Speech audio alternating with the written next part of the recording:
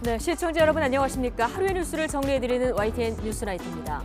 퇴근길 무렵 내리기 시작한 비가 계속되고 있습니다. 내일은 한방눈 예보에 기온까지 뚝 떨어진다고 하니까 특히 골목길 다니실 때 미끄럼 사고 주의하셔야겠습니다. 휴일에 이상민 행안부 장관 해임 건의안이 야당 주도로 통과되면서 연말 국회도 꽁꽁 얼어붙었죠. 국정조사, 예산안 협상까지 맞물려서 여야 대치 전선은 더 가팔라지고 있습니다. 잠시 뒤 나이트 포커스에서 다뤄보고 월요일 뉴스나이트 오늘의 헤드라인부터 정리해드립니다.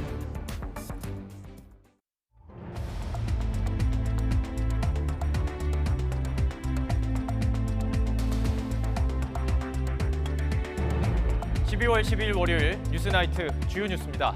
국회를 통과한 이상민 행안부 장관 해임 건의안에 대해 대통령실은 진상규명이 먼저라는 기존 입장을 재확인했습니다. 수사와 국정조사 이후 확인된 진상을 토대로 종합적인 판단을 하겠다고 강조해서 해임 건의안을 사실상 거부했습니다. 해임 건의안 처리 하루 만에 대통령실이 거부 입장을 밝히자 민주당은 탄핵 추진 의사를 내비치며 강하게 반발했습니다. 국민의힘은 이재명 대표 방탄을 위해 민주당이 다수 의석으로 힘자랑을 일삼는다고 맹비난하면서도 국정조사 보이콧은 못 박지 않았습니다. 국가적 재난 상황 때 꾸려지는 중앙통제단을 소방청이 이태원 참사 당일에도 가동했다고 밝혔는데 YTN 취재 결과 근무자 명단이 실제와 다른 것으로 드러났습니다. 전국 구급 차량 동원 조치를 중앙통제단에서 내렸다는 당초 소방청의 해명도 사실과 다른 것으로 나타났습니다. 뇌물과 불법 정치자금 수수 혐의를 받고 있는 민주당 노웅래 의원에 대해 검찰이 구속영장을 청구했습니다. 노 의원 측은 검찰이 범죄자 낙인 찍기에 나섰다며 강하게 반발했습니다. 부산의 한 내리막길에서 운전자가 없는 마을버스가 100m가량 질주하면서 어민 한 명이 치여 숨졌습니다. 운전자가 잠시 차를 세우고 화장실에 간 지 1분도 채 안 돼 벌어진 일이었습니다. 총파업을 중단한 화물연대가 정부 여당의 안전운임제 무력화 시도를 막겠다며 무기한 단식 농성에 들어갔습니다. 원희룡 국토교통부 장관은 해를 넘기더라도 안전운임제를 재검토해 제대로 된 개선안을 마련하겠다고 말했습니다. 밤사이 발달한 저기압이 내륙을 통과하며 경기와 충북 북부에 눈이 내리겠습니다. 내일 오후부터는 찬바람이 강하게 불며 날씨가 추워지는 가운데 내륙 곳곳에 한파특보가 내려질 전망입니다. 야당 주도로 통과된 이상민 장관 해임안에 대해서 대통령실은 이틀 연속 확답을 내놓지는 않았지만 이태원 참사 진상 규명이 우선이라고 강조하면서 사실상 거부 의사를 밝혔습니다. 또 법인세법과 한국전력공사법은 경제 안정을 위해서 반드시 처리돼야 한다면서 신속한 예산안 처리를 촉구했습니다. 조은지 기자입니다. 국회에서 자신에 대한 해임 건의안이 야당 주도로 처리된 다음 날 이상민 행정안전부 장관은 평소와 다를 바 없이 업무를 받지만 기자들의 입장 요구엔 침묵했습니다. 거치 표명 관련해서 국회에서 통과됐는데 당사자로서 한 말씀 정도. 이 장관은 해임안 통과 직후 열린 고위 당정협의회에 참석해 이태원 참사 유가족 지원 방안을 보고한 것으로 알려졌습니다. 그만큼 이 장관에 대한 대통령의 신뢰가 여전하다는 뜻으로 풀이됩니다. 대통령실도 이틀 연속 해임 건의에 대한 명확한 입장을 내놓지 않았습니다. 대신 진상규명이 우선이라고 밝혀 당장은 해임 건의를 수용할 뜻이 없음을 분명히 했습니다. 진상 확인과 법적 책임 소재 규명이 가장 중요합니다. 수사와 국정조사 이후 확인된 진상을 토대로 종합적인 판단을 하겠다고 이미 말씀드렸고, 윤석열 대통령의 관심은 새해 예산안 처리에 맞춰져 있습니다. 특히 초당적 협력과 조속한 처리를 당부하면서 법인세법과 한국전력공사법 개정안은 이번에 반드시 처리돼야 한다고 강조했습니다. 예산안의 최대 쟁점 법인세법을 두고는 대기업만의 감세가 아닌 모든 기업의 투자와 일자리를 늘려 민간 중심 경제 활력 제고를 위한 거라고 말했고, 한전법 개정안은 국민의 전기료 부담을 최소화하려면 꼭 필요하다는 게 윤 대통령의 설명입니다. 첨예한 여야 대치 속에 대통령실 역시 해임 건의나 예산안에서 양보할 뜻이 없어서 평행선을 좁히기에는 쉽지 않아 보입니다. YTN 조은지입니다. 민주당은 대통령실이 이상민 행정안전부 장관에 대한 해임 건의를 거부하자 탄핵 추진 의사를 내비치면서 강하게 반발했습니다. 국민의힘은 이재명 대표 방탄을 위해서 민주당이 다수 의석으로 힘자랑을 일삼는다고 맹 비난하면서도 국정조사 보이콧까지 묻박지는 않았습니다. 정현우 기자입니다. 민주당은 대통령실에 이상민 해임 건의안 거부를 예상했지만 국회 문턱을 넘은 지 단 하루 만에 날아온 통보엔 적잖이 격앙된 분위기입니다. 탄핵 소추안을 빨리 추진하자는 당내 강경한 목소리에 힘이 실릴 수밖에 없게 됐습니다. 헌법 정신에 불복하는 망동을 즉각 중단하시기 바랍니다. 이상민 장관 해임안을 거부하면 바로 탄핵으로 갈 수밖에 없다는 점을 분명히 말씀드리고 경고합니다. 다만 헌법재판소 탄핵 심판에서 검사 역할을 하는 탄핵소추위원이 여당 소속 법제사법위원장인데다 만에 하나 기각 판정이 불러올 정치적 역풍은 부담스러운 대목입니다. 대표님, 오늘 대통령실에서 국민의힘은 국정조사를 합의해놓고 정작 그 대상인 장관을 해임하자는 건 모순이라며 민주당의 정치적 의도가 드러났다고 강하게 비판했습니다. 다수 의석으로 힘자랑을 일삼는 야당의 입법 전행이 계속되면서 국회사에 또 하나의 오점이 남았다고 날을 세웠습니다.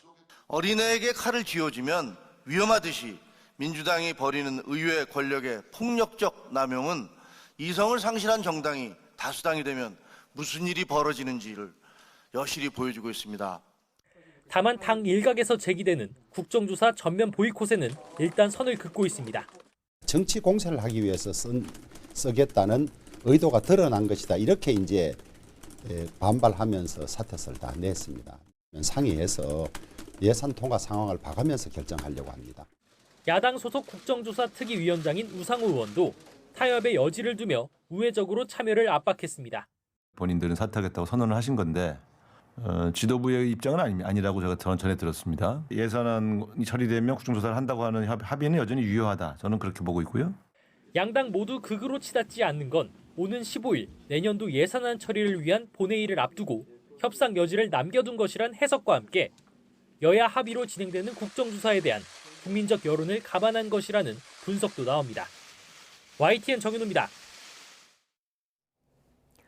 예산안 협상도 난항입니다. 지난 2014년 국회 선진화법 시행 이후 역대 최장 지각 예산 5명을 쓰고 있는 여야는 여전히 입장차를 좁히지 못하고 있습니다. 핵심은 예산안과 함께 처리해야 하는 부수법안, 그중에서도 법인세 인하 문제인데 전 정부의 경제 철학까지 맞물려 양보 없는 기싸움이 펼쳐지고 있습니다. 황윤태 기자가 전해드립니다. 김진표 국회의장이 정한 2차 데드라인을 불과 사흘 앞둔 시점에도 여야의 협상은 제자리 걸음이었습니다. 예산안 부수 법안인 법인세 인하 문제가 뜨거운 감자였습니다. 기업의 경쟁력 강화하면 그게 누구한테 이익으로 돌아가요? 주주들한테 이익 돌아가는 거고 종업원들한테 이익 돌아가는 거고 그게 왜 초부자 감세입니까? 3천억 이상의 영업이익을 내는 경우에 내는 세금을 깎아주자. 왜 그래야 됩니까? 특히 국민의힘은 김 의장이 제안한 2년 유예까지는 몰라도 현행 25%인 최고세율을 22%로 내리는 인하 폭까지는 양보할 수 없다고 못 박았습니다. 소수의 대기업의 혜택을 몰아준다는 민주당의 주장도 사실이 아니라고 반박했습니다. 국민 상당수가 주식에 투자하는 만큼 경제 전체에 긍정적 영향을 끼칠 거라고 강조했습니다. 법인세 낮추면 60-70%의 소액 주주들에게 혜택이 돌아가는데 그것은 외면하면서 서민감세 하는 것이 좀 받아들이지 않습니다. 민주당은 발끈했습니다. 100여 개 남짓한 초대기업에 대한 감세만 포기하면 예산안 협상에 물꼬를 틀 수 있는데 여당이 고집을 부리고 있다고 꼬집었습니다. 그러면서 사정이 더 어려운 중소, 중견기업의 법인세율부터 우선 낮추자며 역제한 카드를 내놨습니다. 과세 표준이 2억 원부터 5억 원까지인 기업 5만 4천여 개의 법인세율을 10%대로 대폭 내리자는 겁니다. 5만 4천여 개 중소 중견 기업들을 혜택 받도록 하자는 민주당의 요청에는 눈과 귀를 막고 있습니다. 윤석열 정권은 오직 극소수 특권 세력만을 위한 정부입니까? 양측의 입장이 첨예한 상황에서 대통령실까지 논쟁에 가세하면서 법인세 인하는 경제 철학의 문제로 확전되는 모습입니다. 여야 모두 퇴로 없는 싸움이 불가피하다는 얘긴데 오는 15일 예산안 합의 처리도 쉽지 않을 거라는 우려가 나오는 이유입니다. YTN 황윤태입니다.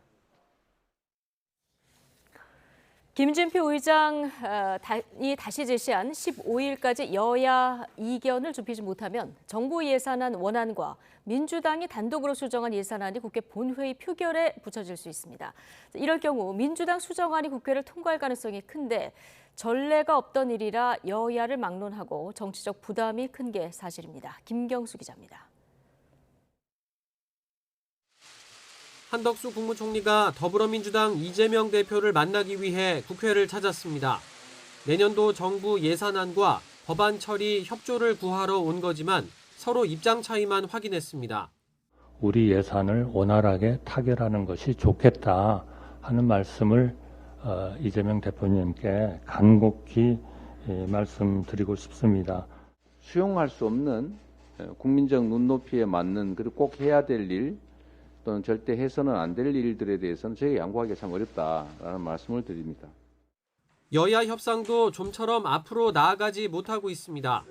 2014년 이후 최장기간 예산안 지각 처리라는 기록을 매 순간 갈아치우는 동안 김진표 국회의장이 다시 정한 협상 시한도 점점 다가오고 있습니다.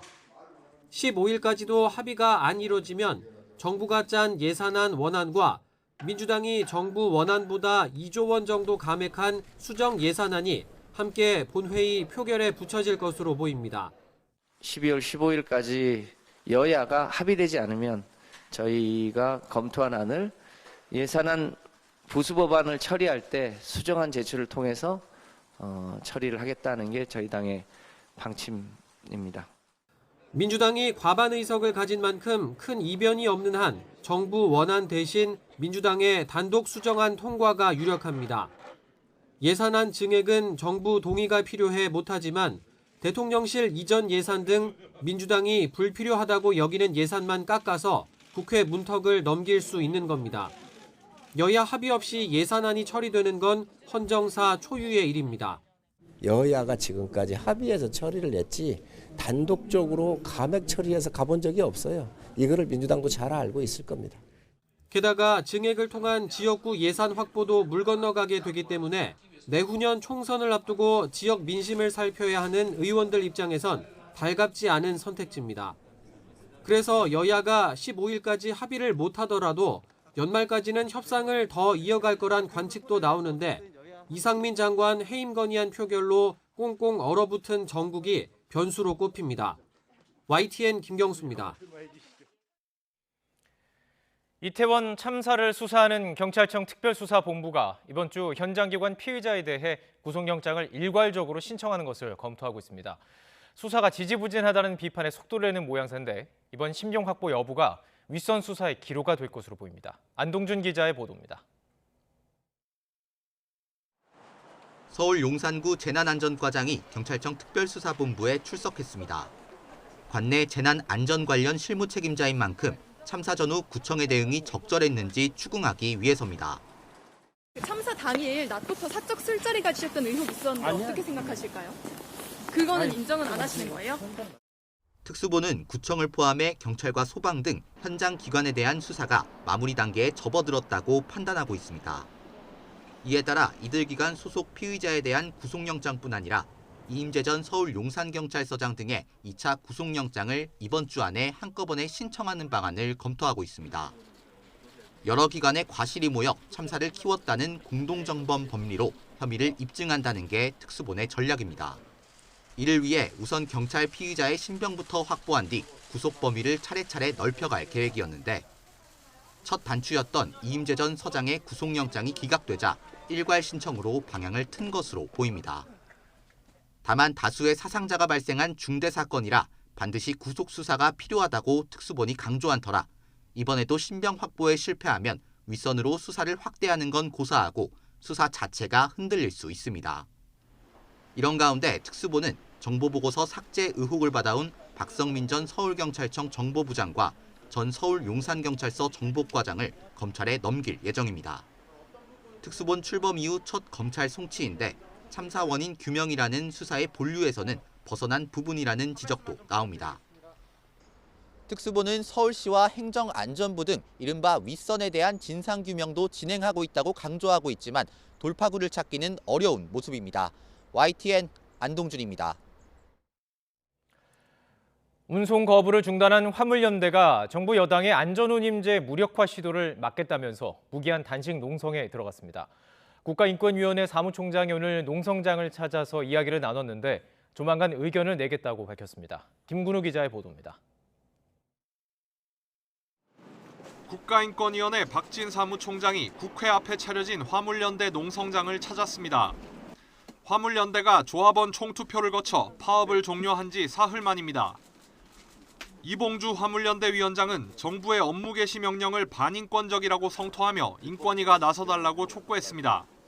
다시 또 재차 업무 개시 명령을 치면서 저희들을 수행을 무력화시키는 것들과 관련해서는 인권위에서 좀 더 깊이 있게 들여다보시고 그것들에 대한 조치를 좀 취해 주셨으면 좋겠다. 인권위도 이미 관련 사안을 검토하고 조사에 착수했다고 답했습니다.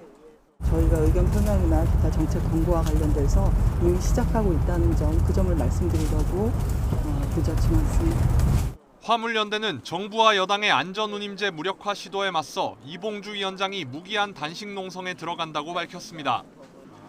국회가 안전운임제 3년 연장 법안을 통과시키고 품목 확대를 논의할 기구를 구성할 때까지 단식을 이어가겠다는 겁니다.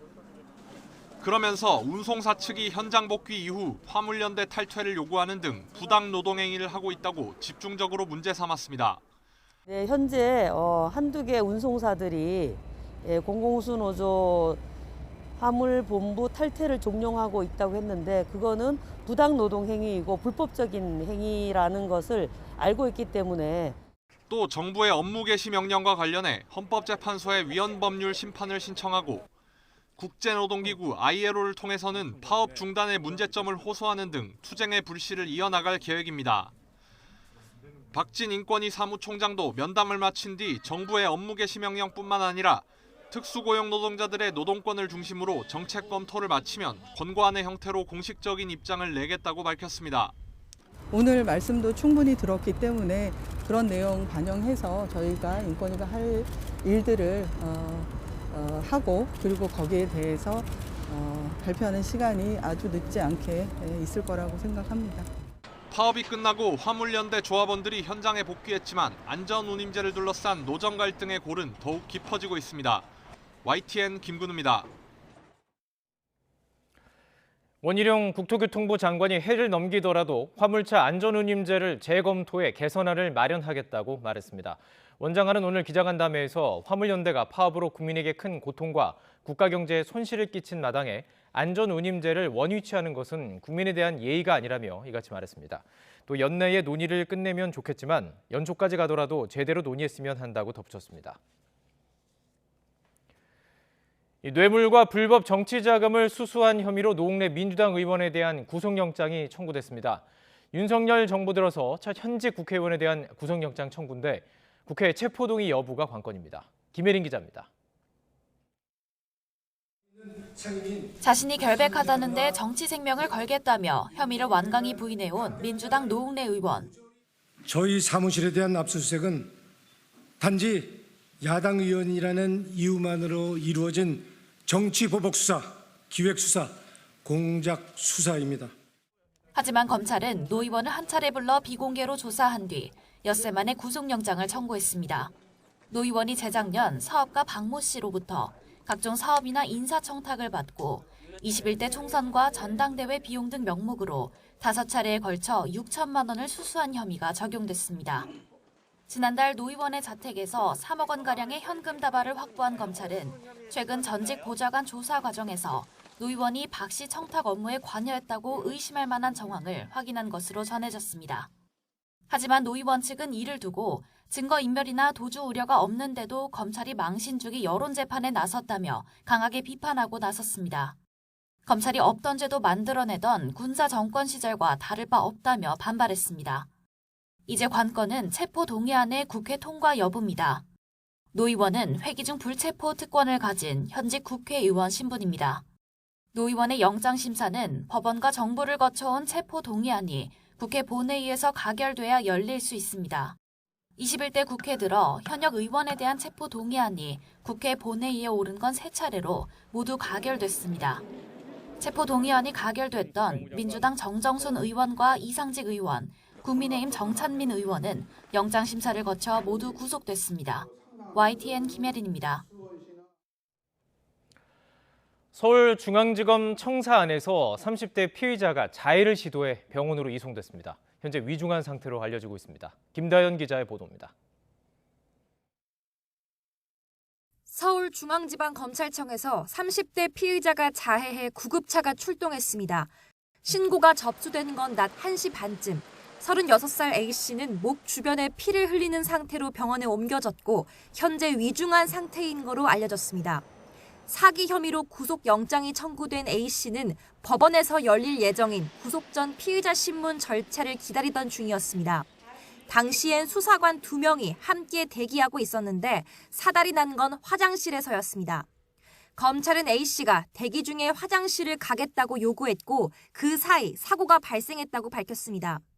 문제는 A씨가 자해에 사용한 문구용 흉기를 어떻게 지니고 있었는지입니다. 법무부령인 인권보호수사규칙을 보면 검찰은 피의자를 체포하거나 구속하는 경우 자해하거나 타인을 해칠 수 있는 위험한 물건을 갖고 있는지 확인해야 합니다. 검찰, 그것도 전국 최대 검찰청에 피의자 관리 소홀이 도마 위에 오른 건데 검찰은 사건 경위 파악이 우선이란 입장입니다. 검찰 관계자는 관련 규정 준수 여부를 밝히기 이른 단계라며 사건 경위 파악 결과에 따라 필요한 조치를 할 계획이라고 설명했습니다. YTN 김다연입니다.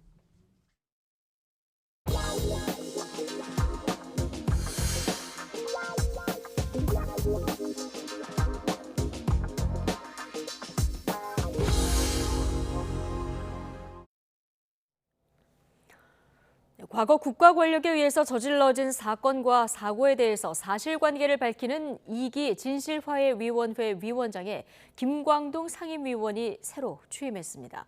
앞서 YTN이 과거사위원회 존재 자체를 부정하는 김 위원장의 공개 발언을 전해드린 데 이어서 이번에는 5.18 광주 민주화운동 당시 헬기 사격은 명백한 허위라거나 북한 개입 가능성이 있다는 식으로 논문을 통해서 밝힌 사실이 새롭게 확인됐습니다. 박정현 기자의 단독 보도입니다. 지난 2020년 10월 김광동 신임 진실화해위원장이 자유주의 사상과 시장경제를 다루는 학회 심포지엄에서 발표한 논문입니다. 역사 인식에 대한 국가의 파시즘적 통제라는 제목입니다. 김 위원장은 이 논문을 통해 재작년 추진되던 역사 왜곡 금지법을 강하게 비판했습니다. 제주 4.3 사건이나 5.18 광주 민주화운동 같이 특정 사건에 대해서만 역사 인식을 판단하고 처벌 대상으로 삼는 것은 전체주의적 발상이라는 게 핵심 주장입니다. 이와 관련한 사례로 든 게 바로 5.18 광주민주화운동 당시 북한군 개입 의혹입니다. 이미 국방부를 비롯한 여러 국가기관의 조사와 대법원 판결을 통해서 명백히 거짓임이 드러났지만 김 위원장은 이를 가능성 있는 의혹으로 평가했습니다. 또 다른 논란거리가 있습니다.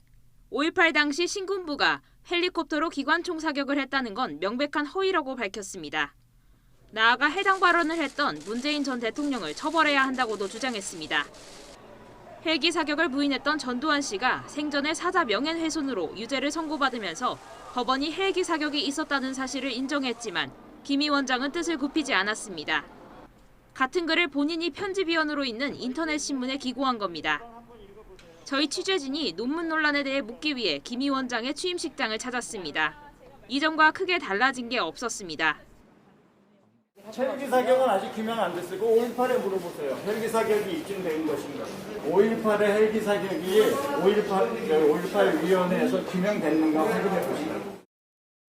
앞서 김 위원장은 제주 4.3 사건에 대해서도 폭동, 반미투쟁이라고 부른 사실이 확인됐고 YTN을 통해 아예 과거사의 존재 자체를 부정하는 발언까지 보도되기도 했습니다. 김 위원장은 취임 첫날 보도자료를 통해 화해의 대한민국을 만드는 방향에서 진상규명을 다하고 단 하나의 진실 왜곡도 발생하지 않도록 충실히 임하겠다고 밝혔습니다. YTN 박정현입니다. 이처럼 역사인식 논란이 있는 김광동 신임 진실화훼 위원장은 취재진을 만나 제주 4.3 사건과 5.18 광주 민주화운동은 위원회와 법적으로 무관하다고 주장했습니다. 정말 그럴까요? 이준엽 기자가 따져봤습니다. 취재진이 김광동 신임 진실화훼 위원장을 직접 만나 5.18 광주 민주화운동 이야기를 꺼내자 김 위원장은 뜻밖의 답변을 냈습니다. 진실화훼위는 4.3 사건이나 5.18 사건하고는 아무 관계가 없는 위원회입니다. 우리 법안 한번 읽어보세요. 4.3과 5.18이 우리가 관여하는 사항입니다. 이어 김 위원장은 문자를 통해 부연 설명했습니다. 두 사안은 특별법에 따른 별도 진상규명위원회에서 다루고 있고 법에 따르면 진화위에서 다루도록 한 범위에 포함되지 않는다고 주장했습니다. 그래서 일기 진화위에서도 다룬 적 없다고 덧붙였습니다. 물론 실무 차원에서는 4.3 사건, 5.18 민주화운동과 관련되면 별도 위원회에서 접수하도록 안내하고 있습니다. 그러나 진화위 진상규명 범위를 규정한 법 취지는 김 위원장 해석과는 다르다는 지적이 나옵니다. 진화위는 한국전쟁 전후 불법으로 이루어진 민간인 집단 희생 사건을 다룹니다. 여기에 권위주의 시기 부당한 공권력 행사로 일어난 인권 침해 사건들도 진상규명 대상입니다. 그래서 4.3 사건과 5.18 민주화운동이 포함되고 실제 일기 진화위에서도 관련 조사를 벌이기도 했습니다. 법의 정신은 4.3을 비롯한 5.18을 비롯한 국가 공권력의 행위에 대해서 국가가 끝까지 책임지고 반성한다는 기본 취지가 있는 것인데 본인 가게에서 무슨 물건을 파는지도 모르는 분이 사장이 된 것과 마찬가지라고 봅니다. 김광동 신임 진실화훼 위원장은 앞으로 2년 동안 과거 국가 권력에 의해 저질러진 사건과 사고에 대한 규명을 총괄하게 됩니다. YTN 이준엽입니다. 경기도 포천경찰서는 15개월 된 딸의 시신을 3년 동안이나 김치통에 숨겨두고 양육수당을 받아 챙긴 혐의로 구속된 친모에게 결국 아동학대 치사 혐의를 적용하기로 했습니다. 앞서 친모 A씨가 아이를 학대해 숨지게 했다는 혐의는 시신이 심하게 부패해 사망 원인을 알 수 없어서 학대와 사망 사이 인과관계를 입증할 수 없다는 이유로 구속영장을 청구하는 과정에서 제외되면서 논란이 일었습니다. 이에 따라 경찰은 추가 조사를 거쳐 아동이 숨지기 일주일 전부터 고열에 시달렸다는 피의자 진술을 확보하고 이 기간에 병원에 데려가거나 약을 먹인 흔적이 전혀 없다는 점을 근거로 아동학대 치사 혐의도 적용해서 송치하기로 했습니다. 네, 부산 청사포에서 운전자가 없는 마을버스가 내리막길을 100m가량 질주하면서 어민 1명이 치여 숨졌습니다. 운전자는 내리막길에 잠시 차량을 세우고 화장실에 다녀왔는데 경찰은 운전자 과실이 있었는지 조사하고 있습니다. 김종호 기자입니다. 해안 주차장에 어민들이 창고로 쓰는 컨테이너. 마을버스가 무서운 속도로 들이받습니다. 주차장 경계석을 부수고 들어와 어민 1명을 치고 다른 경계석을 다시 들이받은 뒤입니다. 쓰러진 어민은 병원으로 옮겨졌지만 숨졌습니다. 차가 오긴데 이리로 도망갔으니까 보면은 차근차근 가보니까 사람이 누워있더라고. CCTV에는 운전자가 없는 마을버스가 빠른 속도로 내리막을 달리는 장면이 포착됐습니다. 몇 분 뒤 같은 길을 따라 마을버스 운전자가 뛰어갑니다. 마을버스 운전자가 화장실에 가려고 잠시 멈춰섰던 곳입니다. 운전자가 내린 뒤에 버스는 내리막을 따라 100m를 그대로 질주했습니다.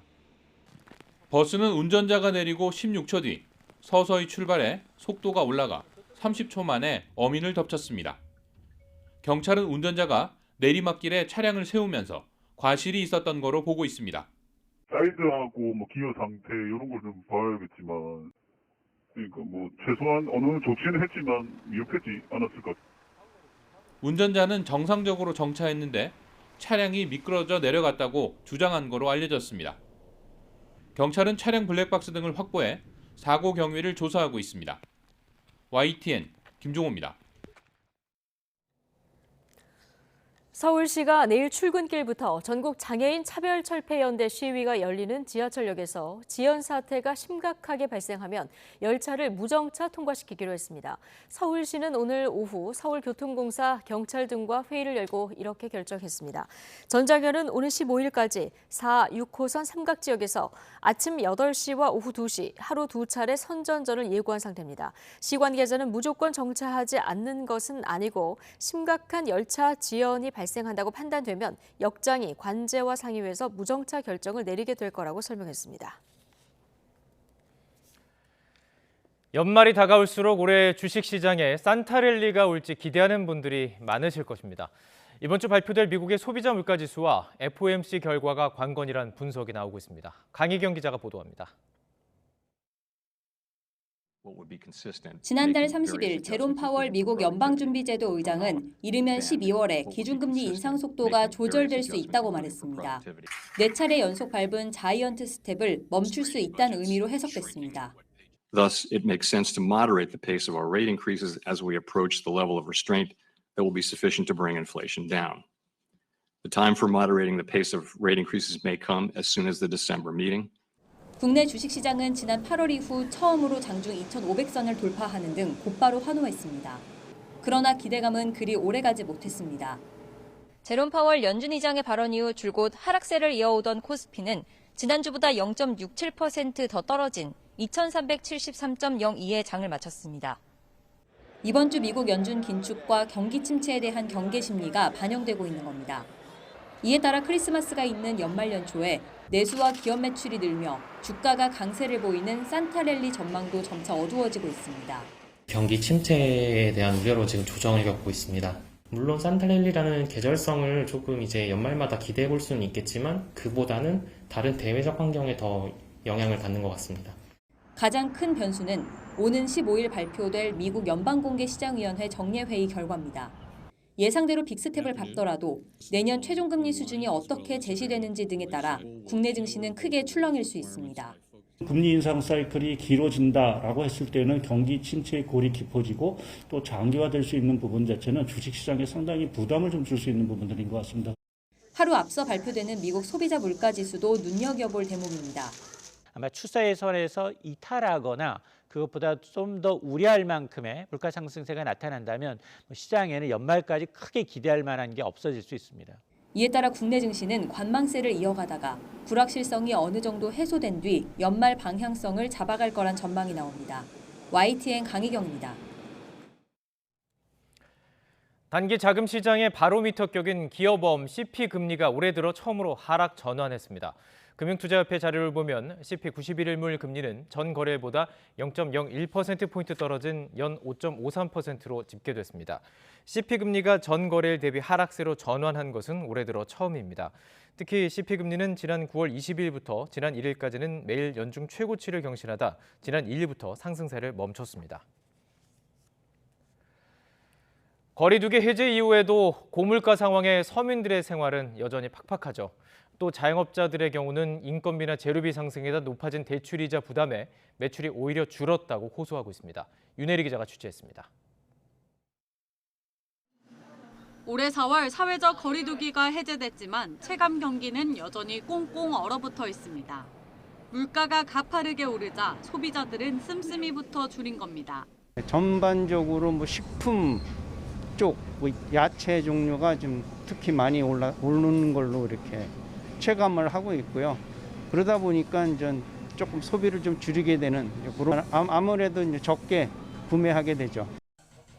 소비 심리가 위축되면 가장 먼저 타격을 받는 건 소상공인과 자영업자들입니다.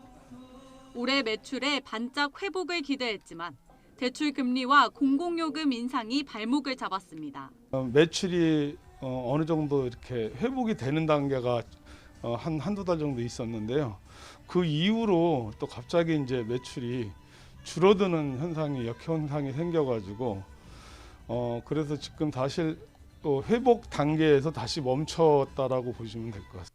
실제로 전국경제인연합회 조사 결과 자영업자 69%는 사회적 거리두기 해제 이후 지난해보다 오히려 매출이 줄었다고 답했습니다. 재료비 상승과 임차료 부담 등이 매출 감소의 주된 원인으로 꼽혔습니다.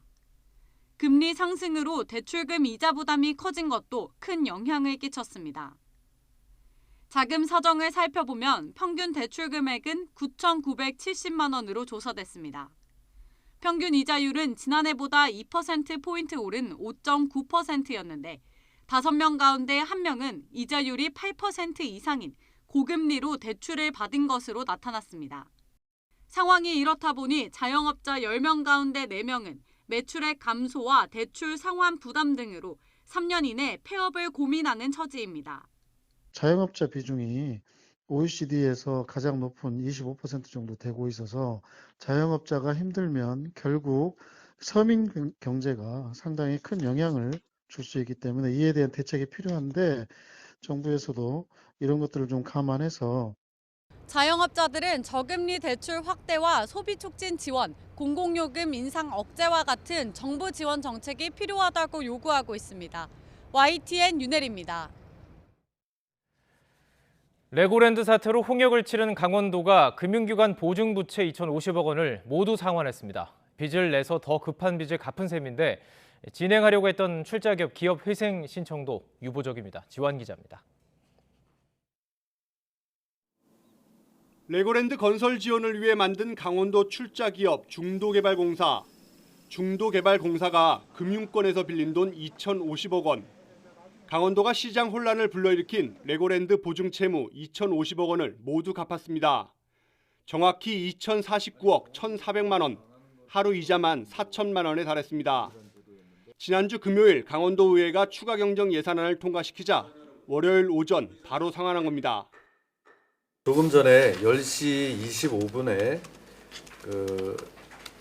레고랜드 GJC 보증채무를 상환을 했습니다. 우리 강원도에서 2,049억 1,400만 원. 갚은 돈 절반은 강원도 예산, 나머지 절반은 지역개발기금에서 끌어섰습니다. 지역개발기금 금리가 금융권보다 낮다곤 하지만 빚을 내 빚을 갚은 겁니다. 강원도가 애초 진행하고자 했던 중도개발공사에 대한 법원 기업 회생 신청도 유보적입니다. 급한 빚을 이미 다 갚은 상황이고 금융시장 우려도 크기 때문입니다.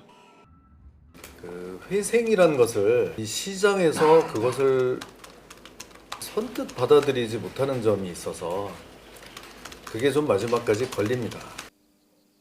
관건은 이제 강원도가 대신 내준 2,050억 원을 중도개발공사가 언제 얼마나 갚을 수 있느냐는 겁니다. 채무 변제와 자산 매각 과정에서 강원도와 갈등을 빚은 중도개발공사는 오는 15일 주주총회를 열고 신임 사장을 선임할 예정. 경영 정상화와 함께 공사가 보유한 의암호 일대 땅 매각도 속도를 낼 것이라는 전망입니다. 금융 채권 시장 혼란을 불러일으킨 강원도 레고랜드 사태는 결국 예산과 또 다른 빚을 투입하며 급한 불을 껐습니다. 회수 가능성에 대한 우려 속에 야권에서는 김진태 강원지사에 대한 손해배상과 국회 청문회 등을 요구하고 있습니다. YTN 지환입니다. 신혼부부가 1년 만에 8만 쌍 넘게 급감하고 신혼부부의 평균 자녀 수도 역대 가장 낮은 수준으로 추락했습니다. 인구 감소에 대한 우려가 더욱 커지고 있습니다. 조태현 기자가 보도합니다. 지난 2020년 초 우리나라를 핥힌 코로나19. 사회, 경제 전반이 큰 영향을 받았는데 결혼도 예외는 아니었습니다. 지난해 연말 기준 결혼 5년 이내에 신혼부부는 110만 1,000쌍으로 집계됐습니다. 1년 전보다 7%, 8만 2천 쌍이나 줄었습니다. 관련 통계를 작성한 뒤 가장 작은 규모로 감소폭과 비율은 역대 최대였습니다. 혼인 1년차 부부는 19만 2천 쌍으로 10% 넘게 쪼그라들었습니다. 신혼부부의 자녀도 감소했습니다. 자녀가 있는 초혼 신혼부부 비중은 54.2%, 평균 자녀 수는 0.66명으로 나타났습니다. 둘 다 통계 작성 이후 최저치입니다. 인구 감소세가 더욱 가팔라질 수 있다고 우려하는 배경입니다. 여성이 출산과 육아 그리고 일을 병행할 수 있는 그런 환경을 만드는 것이 가장 중요한 그게 우리가 가야 될 길이 아니겠느냐. 자녀를 낳는 대신 맞벌이에 나서는 부부가 늘면서 초혼 신혼부부의 연평균 소득은 역대 가장 큰 폭으로 증가했습니다. 하지만 이런 소득 증가도 집값 폭등을 감당하지 못했습니다. 초혼 신혼부부의 대출 보유 비중은 무려 89.1%로 역대 최고치를 가리켰습니다. 대출 잔액의 중앙값은 1억 5,300만 원으로 15.4%나 치솟았습니다. 부동산 가격 상승이 신혼부부의 부담을 키워 출산율에 더욱 부정적인 영향을 미쳤다는 분석이 나옵니다. YTN 조태현입니다. 밤사이 중부지방에 눈이 내린 뒤에 내일 오후부터 한파와 함께 최고 10cm의 한방눈이 올 것으로 보입니다. 기상청은 밤사이 발달한 저기압이 내륙을 통과하면서 경기와 충북 북부에 1에서 5cm의 눈이 내리겠다고 밝혔습니다. 이어 내일 오후부터는 찬바람이 강하게 불며 날씨가 추워지는 가운데 경기 남부와 충청 북부에 최고 10cm, 서울에도 1에서 5cm의 눈이 내릴 것으로 보여서 빙판길이 우려되고 있습니다. 특히 내일 내륙 곳곳에 한파특보가 내려지면서 모레는 서울 아침 기온이 영하 10도까지 떨어지는 이번 겨울 들어 가장 심한 추위가 찾아올 것으로 보입니다. 한덕수 국무총리는 내일과 모레 중부지방을 중심으로 대설과 한파가 예보됨에 따라서 관계부처와 기관에 철저한 사전 대비를 지시했습니다. 한 총리는 상습 결빙 지역의 제설제를 살포하는 등 선제 대응에서 출퇴근 시간, 차량 정체 등 국민 불편을 최소화하라고 말했습니다. 이와 함께 제설제와 장비를 미리 확보해 신속한 제설 작업을 할 수 있도록 비상대응 체제를 구축하라고 강조했습니다. 또 한파에 대비해 독거노인과 쪽방촌 주민 등 취약계층의 안부와 난방 설비를 점검하고 계량기와 수도관 등 시설 피해 예방에 전력을 기울이라고 당부했습니다. 코로나19 환자가 월요일 기준 13주 만에 최다치를 기록하면서 증가세를 다시 이어가고 있습니다. 실내 마스크 의무를 언제 푸느냐를 연말까지 결정하기로 한 방역당국의 고민은 깊어지고 있습니다. 기정훈 기자의 보도입니다. 영시 기준 코로나19 신규 환자는 2만 5천여 명, 월요일 기준으로 13주 만에 가장 많습니다. 위중증 환자도 한 달 가까이 400명대를 지키며 줄어들 기미를 보이지 않고 있습니다. 증가세가 이어지면서 실내 마스크 의무를 푸는 문제가 방역 당국의 뜨거운 감자가 되고 있습니다. 환자 수 느는 걸 보면 서둘러 풀기 어렵지만 그렇다고 계속 강제하기도 어렵습니다. 대전과 충남 등 지자체들이 풀겠다고 나서고 있고 외국 사례를 봐도 마찬가지입니다. OECD 국가 대부분 병원이나 사회복지시설 등을 제외하곤 실내 마스크 의무를 풀었습니다. 실외 마스크 의무를 다른 나라보다 늦게 푼 타이완조차 민간 사업장에선 강제하지 않고 공식적으로는 실내외 마스크 의무를 유지하는 이집트도 단속을 전혀 하지 않아 사실상 푼 거나 다름없습니다. 미국과 영국, 프랑스, 덴마크, 헝가리 등 10개 나라에선 마스크 착용 의무가 아예 없습니다. 정부가 생각하는 의무 해제 시점은 내년 1월에서 3월 사이, 유행 추이와 이가 백신 접종률 등을 보면서 해제 기준과 시점 등을 정한다는 계획이어서 증가세가 계속되면 다소 늦어질 가능성도 있습니다. 전문가들은 대부분 실내 마스크 의무를 풀더라도 감염 취약시설은 마스크를 계속 써야 한다고 강조합니다. 실내 마스크 착용 의무가 해제된다라고 하더라도 이게 모든 시설에서 완전히 해제된다라는 의미는 아니고요. 의료시설이라든지 아니면은 사회복지시설, 대중교통 같은 곳들에서는 마스크 착용 의무가 법적인 의무로 여전히 존재할 가능성이 매우 높습니다. 정부가 이달 중에 실내 마스크 해제 기준을 확정하기로 한 가운데 그 기준을 논의하는 첫 번째 토론회가 이번 주 목요일에 열립니다. YTN 기정훈입니다.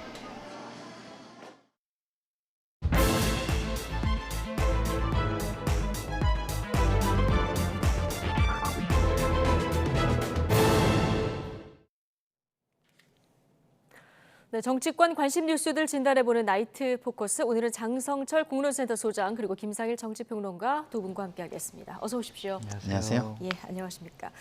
이상민 행정안전부 장관 해임 건의안 여당 집단 퇴장 속에 어제 야당 주도로 휴일에 통과가 됐습니다. 네.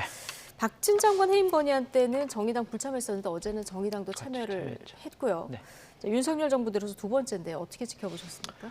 진절머리 나는 정치의 전형을 지금 여야가 다 보여주고 있지 않느냐라는 좀 생각이 듭니다. 국민들 입장에서 얘기하거나 판단하지 않고요. 자기네들의 정파에 맞는 그런 얘기만 앵무새처럼 반복을 하고 있다라고 말씀드릴 수밖에 없어요. 이 부분은 양비론으로 접근할 수밖에 없습니다. 민주당은 국정조사 계획서가 통과되고 난 이후에 갑작스럽게 해임 건의안을 발의를 하고 통과시킨 것은 상당히 좀 부적절한 행동이 아니냐라고 볼 수밖에 없습니다. 해임 건의안 내려고 했으면은 애도 기간이 끝난 직후에 하든지 아니면 국정조사 계획서가 처리되기 전에 했어야 한다. 예. 시점이 너무 늦지 않았느냐, 다른 정치적인 판단과 의도가 있는 것이 아니냐라고 비판하지 않을 수가 없습니다.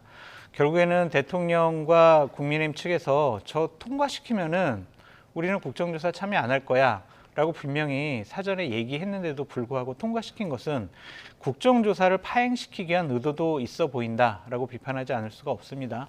네. 그렇더라도 여당의 행태는 잘한 것이 아무것도 없다라고 말씀드릴 수밖에 없어요.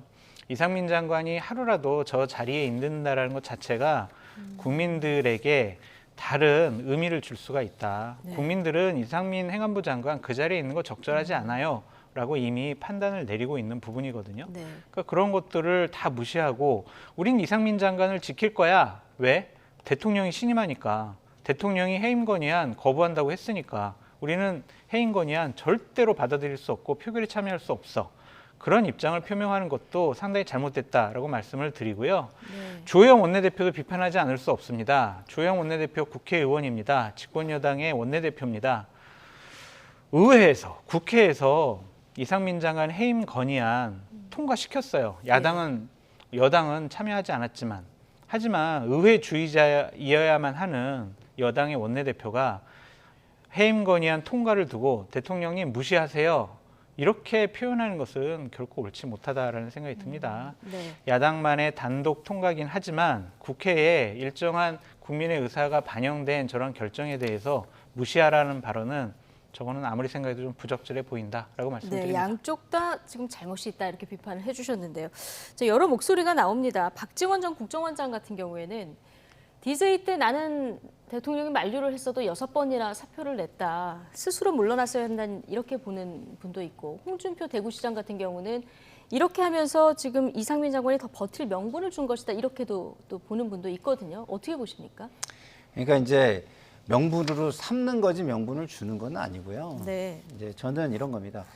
일을 어떤 걸 볼 때는 사안을 볼 때는 본질이 있고 본질 외에 잘못한 것이나 그릇된 것이나 이런 게 있을 수 있어요. 본질은 뭡니까? 이태원 참사에 대한 진실 규명을 해야 하는 것. 그리고 사법적 책임이 있으면 사법적 책임을 지우고 그다음에 정책적 책임이 있으면 정책적 책임을 지우고 그러기 위해서 진상규명도 하고 그리고 재발 방지 제도도 마련하고 이걸 해야 되는 거 아니겠습니까? 이게 본질이에요. 민주당이 조금 잘못한 부분이 있다고 쳐요. 정무적 판단을 잘못한 게 있다고 쳐요. 그게 본질입니까? 본질과 상관없는 걸 왜 본질에 갖다 붙여가지고 안 해요? 안 하고 싶으니까 그런 겁니까? 저는 이해할 수가 없다 이런 말씀을 드리고 이것은 희생된 국민에 대해 안중에 없는 행동이다.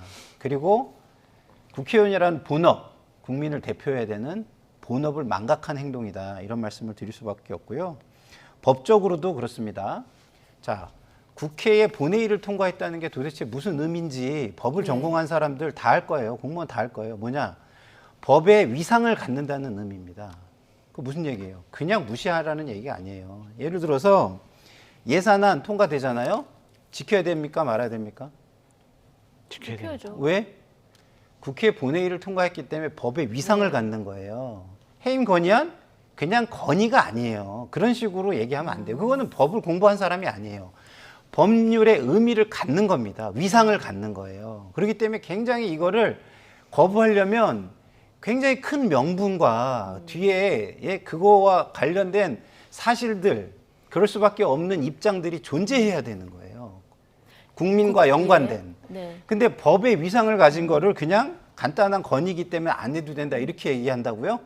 아, 국회 뭐하러 가지고 있어요, 우리나라가. 야당 의원 주도로 통과가 됐습니다. 182명이 이제 찬성을 해서 통과시킨 만큼. 누구의 주도로 통과를 했건요. 이거는 본회의를 통과해서 의결이 됐으면 어떤 의결안도 그렇고 의결안이 뭐 거기에 법적 뭐가 있습니까? 없죠. 예? 예. 그리고 저희가 뭐 예산과 관련해서 예산 편성 지침이니 뭐 집행 지침이니 이런 예. 거 만들잖아요.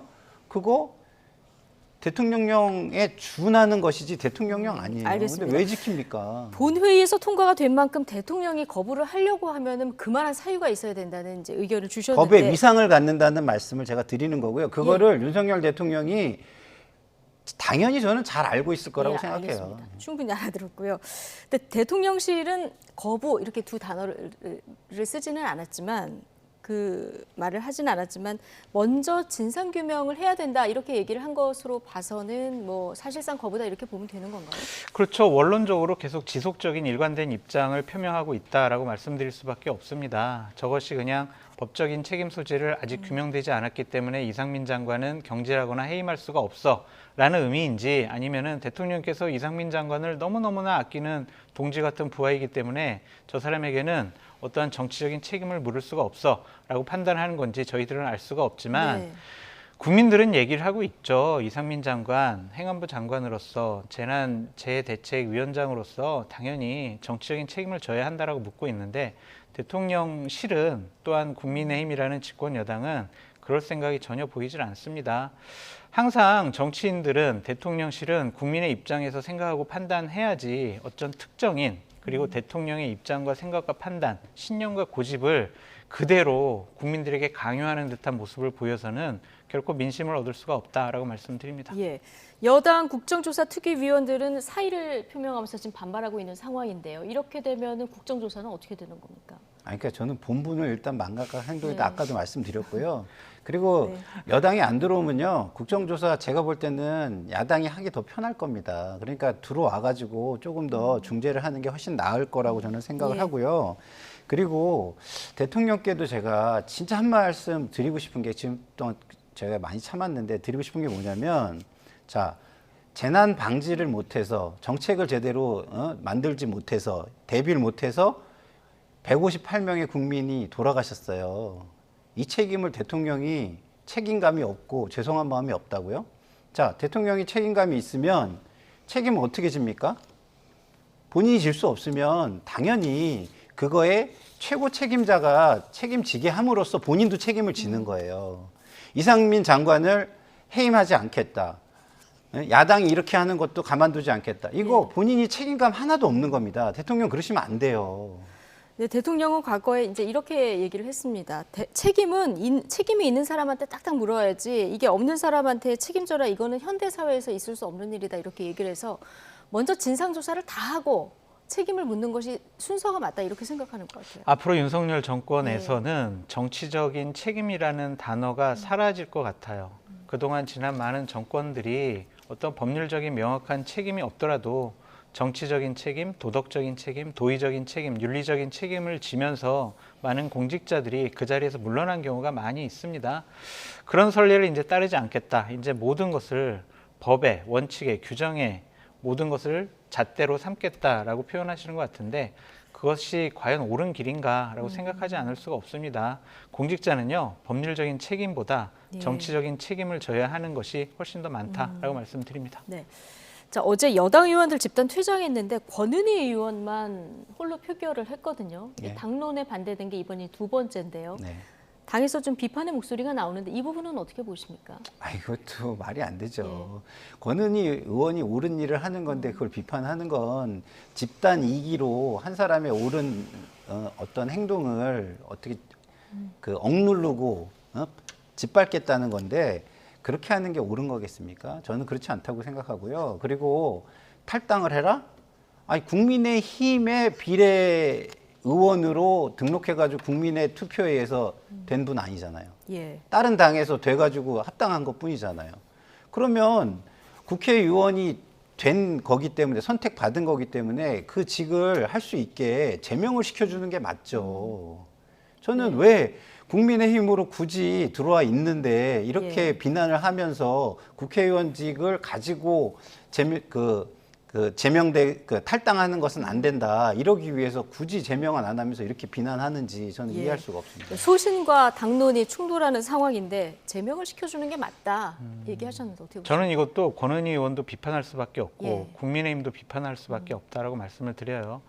권은희 의원은 당인으로서의 역할을 제대로 하지 않았다라고 말씀을 드릴 수밖에 없습니다. 정책적인 사안에 대해서는 국회의원이 헌법기관으로서 자기의 소신 투표를 할 수가 있고 소신의 발언을 할 수가 있다라고 보여집니다. 하지만 인사 문제와 관련해서는 당론을 좀 따라주는 것이 옳은 것이 아니냐라는 좀 생각이 듭니다. 당인으로서 최소한 저것을 찬성하는 것이 아니라 기권함으로써 본인의 의사를 표명할 수 있다라고도 보여지는데 그렇지 않고 자극적인 단어로 나는 탄핵소추안이 발의돼도 나는 찬성할 거야. 이런 식의 감정적인 언사를 퍼붓는 것은 권은희 의원 스스로 나는 국민의힘 의원이 아니야 라고 선언한 거잖아요. 그럼 본인이 탈당해야죠.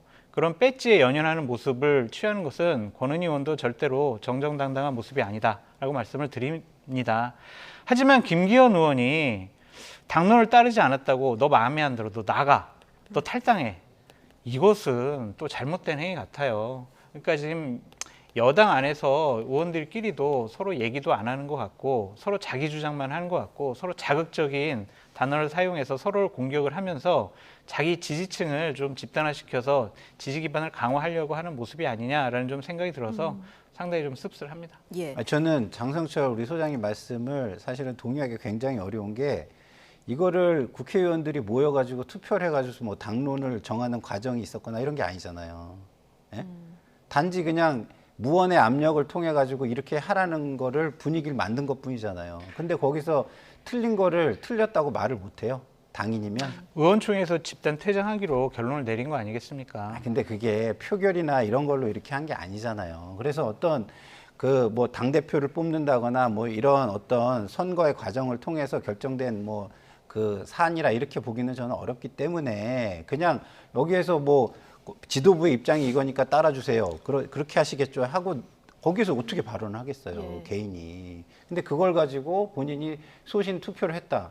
그걸 지금 뭐 굉장히 이게 뭐랄까 논쟁적인 사안이고 그런 거라면 전 이해하겠어요. 근데 이거는 국민의 어떤 생명과 관련된 사안이고 그거에 대해서 한 사람이 이건 아니다라고 말할 수 있는 기회를 뺏는다? 전 이건 정말 저는 국민의힘이 잘못 가도 한참 잘못 가는 것이다. 이렇게 좀 말씀을 드리고 싶습니다. 예. 자, 어쨌든 해임 건의안 이제 뭐 사실상 거부된 상태고 민주당은 탄핵 소추하겠다 이렇게 얘기를 하고 있는 상황인데 이것도 뭐 민주당이 하겠다 하면 할 수는 있는 상황인데요. 그렇죠. 이건 민주당이 좀 고민이 되긴 할 것 같아요. 근데 할 것 같아요. 할 것 분위기가 같아요. 네, 일단은 뭐 탄핵 소추안까지 하는 것을 로드맵으로 기본적으로 생각을 했기 때문에 그리고 해임 건의안 발의 조건하고 그 통과 조건은 똑같습니다. 국회의원 3분의 1이 발의를 하고 과반수가 찬성을 하면 탄핵 소추안도 국회에서는 통과되는 것이기 때문에 일단은 이상민 장관은요, 그 행안부 장관으로서 역할을 한시라도 하면 안 돼요. 지금 대통령은 잘못된 결정을 하고 있어요. 지금 국민의힘이라는 집권 여당은 이상민 장관을 보호하는데 몰두하고 있어요. 이러한 이미지를 국민들에게 주기 위해서라도 탄핵 소추안은 민주당에서 추진할 것 같다라고 말씀드립니다. 추진은 하는데 이게 헌법재판소에서 또 판단을 받아야 되는 상황이기 때문에 그렇죠. 좀 부담도 있을 것 같아요. 저는 뭐 그렇지는 않다고 봅니다. 왜냐하면 이건 국민의 지지가 좀 명확하다고 보고요. 그리고 법률의 어떤 위법성도 저는 분명히 존재한다고 봐요. 뭐 처벌 조항이 없기 때문에 불법까지는 아닐지 모르지만 어쨌든 위법적인 거는 분명히 저는 다툼의 여지가 있기 때문에 충분히 추진해 볼 수 있는 거라고 보고요.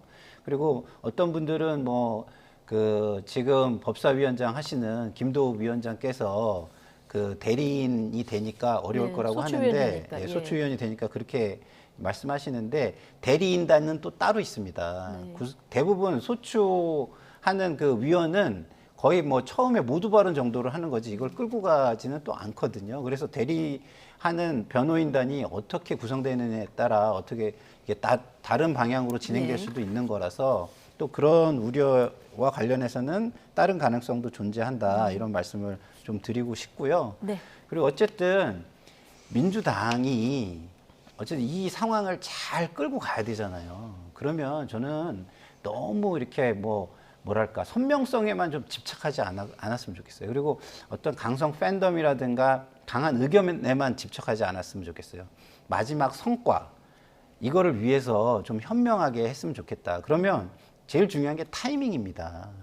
이 타이밍을 자꾸 그르쳐가지고 이런 논란을 일으키게 하는 거는 저는 그렇게 바람직하진 않아요. 할 수 있는 일이라고 생각하지만 정말 적절한 타이밍에 정말 적절한 효과를 거둘 수 있게 했으면 좋겠다 이런 생각이 듭니다. 그 타이밍은 언제라고 보십니까? 저는 국조를 잘 하고 예. 난 다음이라고 생각해요. 그래서 국정조사를 국조를 먼저 잘 하고. 해서 예. 정말 국민의 억울함을 위해서 최대한 헌신적으로 국조에 임하는 자세를 최대한 보여주고 네. 그거를 거부하거나 다른 핑계 대는 모습을 보일 때 네. 어떤 이거에 대한 어쩔 수 없이 이거 징계할 수밖에 없는 국민의 뜻을 받아서 심판할 수밖에 없는 상황을 속에서 저는 하는 게 제일 좋다고 생각합니다. 알겠습니다. 일단 국정조사는 뭐 강경한 입장 대립이 있어 보이는 것 같으면서도 또 주호영 원내대표 얘기나 우상호 그 국정조사 특위위원장이죠. 얘기 들어보면 또 협상의 여지도 조금 있는 것 같아 보이기도 해서 요거는 좀 지켜보도록 하고요. 좀만 말씀드려도 될까요? 예, 국민의힘이 말씀하시죠. 예. 국정조사를 거부하지 않았으면 좋겠어요. 국정조사 계획서 왜 통과됐습니까? 여야 원내대표들이 합의를 했고요. 여야 국회의원들이 본회의에서 통과를 시켰습니다. 국정조사 계획서 제목이 뭐냐면요. 진상규명 및 재발 방지 대책을 마련하겠다라는 거거든요. 국조를 거부하겠다는 것은 진상규명 안 하겠어. 재발 방지 대책 안 만들겠어. 그렇게 국민들에게 읽혀질 수가 있습니다. 국민과 유족들이 원하는 일, 그것을 따라서 하는 것이 국회의원이 할 일이다라고 말씀드립니다.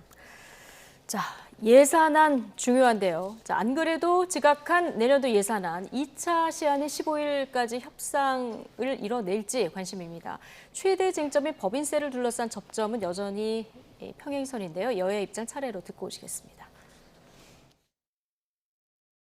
결코 이 초부자 감세가 아니고 투자 유치를 위한 것이고 또 그 감세가 주주들이라든지 종업원들에게 가는 것인데 왜 저렇게 이념에 사로잡혀서 그것을 초부자라고 규정하고 있는지 모르겠어요. 민주당이 그런 생각으로 지난 5년간 우리나라 경제를 이끌어온 것이 실패로 판정이 났는데도 그걸 계속 저렇게 주장하고 있습니다. 윤석열 정권은 오직 극소수 특권 세력만을 위한 정부입니까? 계속 극소수 초부자 감세만을 고집하며 민생 예산 발목을 잡는다면 민주당은 더는 물러설 길이 없습니다. 국민 다수의 편에서 민생 경제를 지키기 위한 민주당 수정안을 발의할 것임을 분명히 밝혀둡니다. 네. 정부 안을 보면은 법인세 현 25%인데 이거를 22%로 내리자 이렇게 네. 돼 있는데 야당은 이거 초부자 감세 안 된다 이렇게 반대하고 있고 여당은 이건 부자 감세가 아니라 투자를 유치하기 위한 거고 소액 주주들에게 결국은 돌아갈 것이다. 자, 네. 이런 이유인데요. 이게 전현 정권 국정 철학과도 좀 관련된 문제인 것 같기도 네. 해서 좀 접점 찾기는 쉽지 않아 보여요. 그러니까 이게 저는 왜 이렇게 정치 프레임 전쟁으로 가는지 모르겠어요. 사실은 정말 경제와 국민을 위해서 성과가 가장 좋은 제도가 뭔지를 의논해가지고 조합해서 만들어내면 되는 거거든요. 그래서 이게 법인세율, 최고세율이라는 게 뭐냐면 최고세율 구간이라는 게 존재해요. 그러니까 구간에 존재하는 기업들은 대상이 따로 있고 그다음에 중견기업 법인세율에서 영업이 이익에서 5억에 해당하는 기업들의 구간은 또 따로 있어요. 그러니까 구간별로 다 대상들이 달라요. 그러면 그 대상에 맞게 이야기를 하는 게 맞아요. 그러면 법인세 최고세율에 해당하는 기업들은 완전 재벌 기업들이죠. 완전 재벌. 우리가 완전 재벌 기업들만을 위해서 세금을 좀 더 내게 하고 깎아주고 하는 게 무슨 효과가 있느냐 이걸 논해야 되는 것이고요.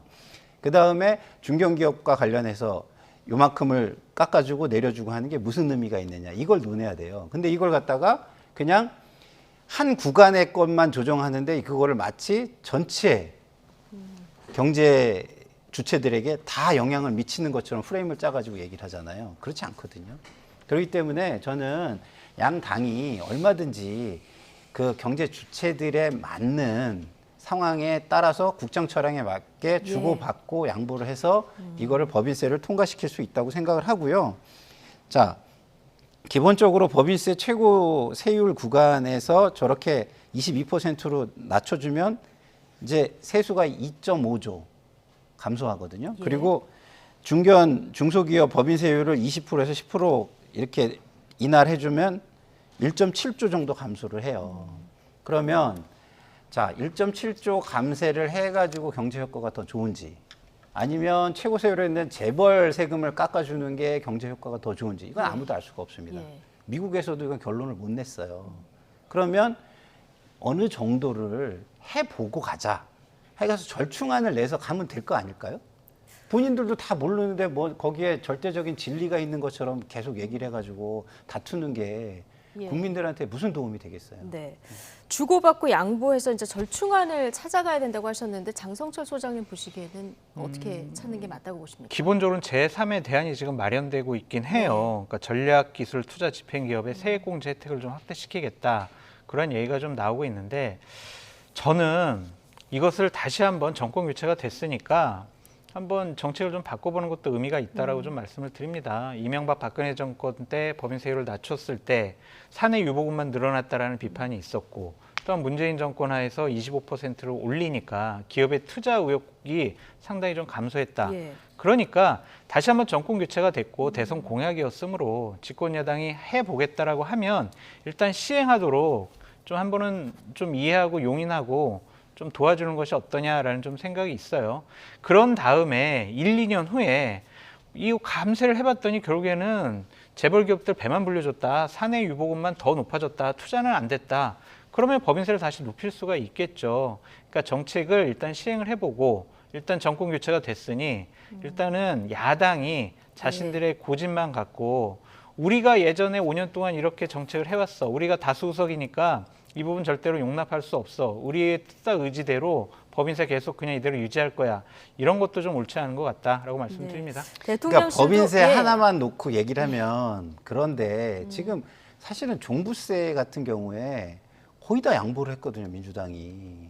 그러면은 다른 세법은 다 양보를 했으면 법인세에서는 조금 또 국민의힘이 양보할 수도 있지 않을까 이런 생각이 저는 좀 들어요. 근데 대통령실은 이거 국정 기조하고 관련된 거기 때문에 법인세는 그렇죠. 반드시 처리가 돼야 된다 이렇게 강한 입장이 오늘 나와서 자, 앞으로 말씀하신 대로 여야가 어떻게 절충안을 좀 찾아갈지 좀 지켜봐야 될 것 같은데 그나저나 국회의장이 15일까지 여야가 다시 만나서 협상을 해봐라 이렇게 얘기를 했는데 뭐 15일까지 협상을 하든 아니면 또 한 번 연기를 하든 어쨌든 마지막까지 협상이 안 되면 정부 원안이 있고 민주당 감회관이 있지 않습니까? 둘 다 올라가서 표결을 하는 이런 상황까지도 갈 수 있을까요? 그런 상황도 갈 수 있죠. 그리고 지금 국민의힘에서 마치 무슨 민주당에 감액을 해서 그 수정안을 통과시키면 그게 민주당 편성안이다 이렇게 얘기하는데 이거는 정말 진실을 호도하는 얘기고요. 이미 민주당이 여기에서 뭐 5조를 깎든 뭐 6조를 깎든 채 1%가 안 되는 거예요. 그럼 99% 정부안입니다, 이거는. 근데 90% 지금 윤석열 정부 안을 가지고 야당 예산안이다 이렇게 얘기하는 게 얼마나 이게 호도입니까? 지금 국회에서 조정하는 건 채 1%가 되지 않아요. 역대를 지금 살펴봐도 거의 0.6%에서 0.8% 사이뿐이 조정을 한 적이 없어요. 사실 오히려 우리나라 국회 수준이 창피한 겁니다. 미국은 거의 100%에 가까운 예산을 법안으로 국회에서 다 통과를 시켜요. 물론 정부의 의견을 많이 받아들이죠, 거기도. 그렇지만 국회에서 다 하거든요. 민주주의가 가장 잘 발달됐다는 미국에서는. 근데 우리나라에서는 99%를 정부 안을 가지고 다 통과시키는데 야당이 1% 조금 의견을 반영하겠다는 말을 했다고 해가지고 이건 야당 아니다. 뭐 이재명 예산안이다 이렇게 얘기하는 건 정말 진실을 호도하는 것 같고요. 저는 어쨌든 야당도 그래도 전례도 있고 그다음에 장성철 소장님 말씀하신 대로 정권도 바뀌었으니까 어느 정도 주장을 하고 일정 부분에서는 좀 양보를 해주는 게 맞긴 하죠. 어쨌든 합의가 안 된 상태에서 이렇게 처리가 되는 거 야당도 부담 아니겠습니까? 근데 이 부분 걱정하지 마세요, 국민 여러분. 분명히 여야가 합의해가지고 처리할 수밖에 없다라고 말씀드려요. 왜냐하면 민주당도 자신들이 증액하고 싶은 예산 기재부가 사인 안 해주면은 증액이 안 되거든요. 그렇다면 적당한 선에서 합의해가지고 15일까지 김진표 의장은 예산안 처리하겠다라고 했지만 제가 봤을 때는 하루 이틀이나 좀 며칠 더 뒤로 밀릴 수는 있어요. 그래도 그냥 예산안은 이번 임시회기 내에 처리한다. 특히 12월 31일 날 밤에 처리할 수도 있다. 그러니까 뭐 안 된다고 걱정하지 마시라. 연말에요. 그 전에 좀 합의를 해주셨으면 좋겠는데. 그러니까 그 전에 해줘야 좀 공무원들 고생을 덜 시키는 거긴 해요. 근데 뭐 법적으로 보나 이런 걸로 보면은 이 일을 넘기면 31일까지는 똑같은 상황인 겁니다. 그래서 뭐 단지 그 전에 한다면 이제 공무원들이 좀 덜 고생을 하겠죠. 그리고 장 소장님 말씀하신 대로 이거는요 통과 안 될 수가 거의 없습니다. 왜냐하면 각 지역구별로 이미 본인의 예산이 증액됐다 안 됐다가 다 한 사업별로 다 결정이 돼 있어요. 그러면은 그게 증액된 의원들 같은 경우는 이 증액이 예산에 통과 안 되면 증액된 자기 예산이 날아가는데 그걸 용인하겠습니까? 그래서 반드시 합의해서 처리가 될 것이다. 두 분 다 이렇게 네. 보신 거고요. 그런데 장성철 소장님, 네. 전국이 이렇게 꼬이다 보니까 네. 여당 내에서 네. 애초에 국정조사 합의해서는 안 될 사안이다. 이런 목소리들이 나오고 있어요. 뭐 장제원 의원도 얘기를 했고 김기현 의원은 현금 주고 부도움 받았다. 이런 표현까지 썼는데요. 주호영 원내대표, 야당과도 협상을 해야 되는 상황에서는 고민이 깊을 것 같습니다. 저는 장제원 의원이나 김기현 의원이 상당히 부적절한 말들을 하고 있다라고 말씀드릴 수밖에 없습니다. 장제원 의원은 특히 국회의원으로서 저 말씀을 하는 게 맞냐라는 좀 생각이 들 정도예요. 아까도 말씀드렸지만 국정조사 왜 합니까? 진상규명하고 재발방지 대책 마련해야 되잖아요. 국회의원이 이런 거 안 하면 뭐 할 거냐고요. 그러니까 국정조사 이거 받아들였으면 안 돼. 이거는 국회의원으로서 나 자격이 없어요 라는 자기 고백이 아니냐라는 생각이 들고 당 소속 의원으로서도 적절하지 않은 말을 하고 있다. 조영 원내대표 지금 최일선에서 야당과 협상을 하고 있습니다. 자꾸 내부적으로 비판을 하면 야당과 협상력이 떨어질 수밖에 없다. 비판은 좀 자제하는 것이 맞다 하더라도 비공개해서 하는 것이 맞다라고 말씀을 드리고요. 세 번째로는 존재감을 드러내기 위한 겉멋 패션 정치를 장제원 의원이 하고 있는 것이 아니냐라는 생각이 듭니다.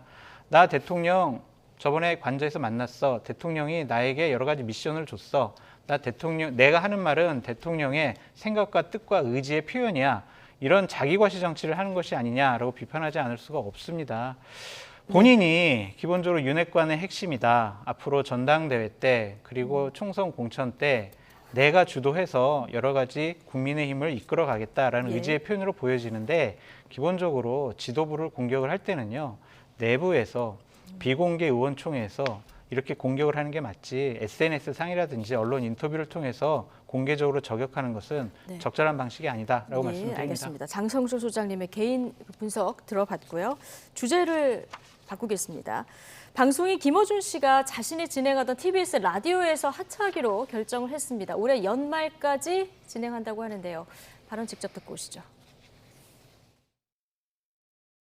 오늘은 2016년 9월 26일 뉴스공장 첫 방송 이후 6년 2개월 15일이 되는 날입니다. 저는 앞으로 3주 더 뉴스공장 진행합니다. 3주 더 하면 올해 말이 됩니다. 네. 올해 말까지 하겠고요. 예. 사정이 있습니다. 그런데 그 이야기는 추후에 하기로 하고 아직 3주나 남았으니까 앞으로도 20년 하려고 했는데 그 이야기는 나중에 마무리하고요. 참고로 신장식 변호사 주진희 기자도 오늘 입장 이야기 한다고 합니다. 자, TBS 프로그램을 6년 정도 진행을 해왔었는데요. 김어준 씨가 다음 달부터 이제 하차하기로 결정이 된 것 같습니다. 오늘 방송에서 직접 얘기를 했고요. 자, 서울시 의회가 TBS에 대한 서울시 예산을 중단하는 조례안을 통과시켰는다면 이 영향이 있다고 그렇게 봐야겠죠. 보입니다. 예. 뭐 그렇지 않고는 그동안의 뭐 말과 뭐 어떤 이런 것들을 볼 때 뭐 이렇게 하차 결정을 할 일이 없죠. 이유가 없죠. 예. 근데 어쨌든 실질적인 어떤 압박, 그렇지 않을 수 없는 압박 이것이 들어왔기 때문에 하차 결정을 한 것이 아니냐 이렇게 볼 수밖에 없습니다. 예. 뉴스공장 TBS 라디오 그리고 뭐 라디오 청취율은 굉장히 높이 나왔었는데 정치적 편향성 지적을 받아서 그 징계도 좀 여러 차례 받았고 또 계약서가 없는 고액 보수도 좀 논란이 있었어요. 김어준 씨는요, 진행을 하기에는 상당히 부적절한 여러 가지 행태를 보여왔다라고 볼 수밖에 없습니다. 국민의힘 측에서는 조작했다, 왜곡했다, 편향된 진행을 했다라고 지속적으로 공격을 했죠. 청취율 1위라고요. 공중파에서 저렇게 편향된 방송을 하면요, 그 당을, 그 정치적인 진영을 지지하는 분들은 그 방송을 들을 수밖에 없어요. 중립적인 방송을 안 듣습니다. 그러니까 청취율 조사에서 항상 1등 나오는 거다. 그것을 갖고 나의 편향적인 진행이 정당성을 받을 수는 없다라고 말씀드릴 수밖에 없습니다.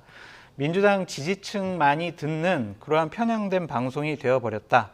공중파 낭비가 아니냐라는 좀 생각이 들고 최소한의 정치적인 중립성을 잃어버린 저런 사회자는 당연히 진행을 더 이상 해서는 안 된다라고 말씀드릴 수밖에 예. 없습니다. 국민의힘에서는 6년 넘게 견뎠는데 3조 못 참겠냐 뭐 이런 반응도 나왔는데 지금 정치적 편향성 얘기 해주셨는데 김상일 평론가는 어떻게 보십니까? 저는 뭐 이러면 또 제가 좀 공경에 처하겠지만 맞는 말씀이라고 생각해요. 저게 어쨌든 전파고 국민의 자산이잖아요. 공공재고 거기에 어떤 중립성을 최소한 유지하려고 그러니까 본인의 성향이야 조금씩 드러날 수 있지만 어쨌든 의도적으로 그 성향을 좀 자제하고 절제하려고 하는 그런 노력이 없이 방송을 진행하는 것은 저는 맞지 않는다고 보고요. 뭐 그거 외에도 본인이 뭐 유튜브라든가 이런 걸 통해서 얼마든지 하실 수 있잖아요. 그 정도 역량도 되시고 굳이 뭐 공공기관에 어떤 세금이 들어가는 매체에서 저렇게 하실 필요는 없겠다. 그리고 그것이 어쨌든 우리의 역사를 만들어가는데 특히 공공 분야의 역사를 만들어가는데 도움이 되지 않는다라고 저는 생각합니다. 예. 자, 앞으로 TBS 개편 방향에 대해서도 관심이 모아지고 있는 상황인데요. 오세훈 서울시장이 선거 때 TBS의 교육방송화 이런 얘기를 좀 했었거든요. 근데 TBS가 어떻게 교육방송이 될까요? 저는 예. 아무리 생각해도 그거는 좀 이해할 수가 없고 앞으로 TBS가 네. 어떠한 방송으로 거듭나야 하는지에 대해서는 충분한 논의가 이루어져야 한다라고 말씀을 드리고요. 이미 사장이 사표를 냈지 않습니까? 새로운 사장을 통해서 TBS 방송의 정상화를 이끌어내야 한다라고 말씀드릴 수밖에 없습니다. 결국에는 교통방송이잖아요. 그러니까 교통방송에 좀 집중하는 것이 맞지 않겠느냐라는 좀 생각이 드는데 저는 일각에 예를 들면 국민의힘 의원 중에 어떤 분이 TBS 개편 방향에 따라서 이제 지원액 우리가 원상복귀할 수 있어요. 늘릴 수 있어요.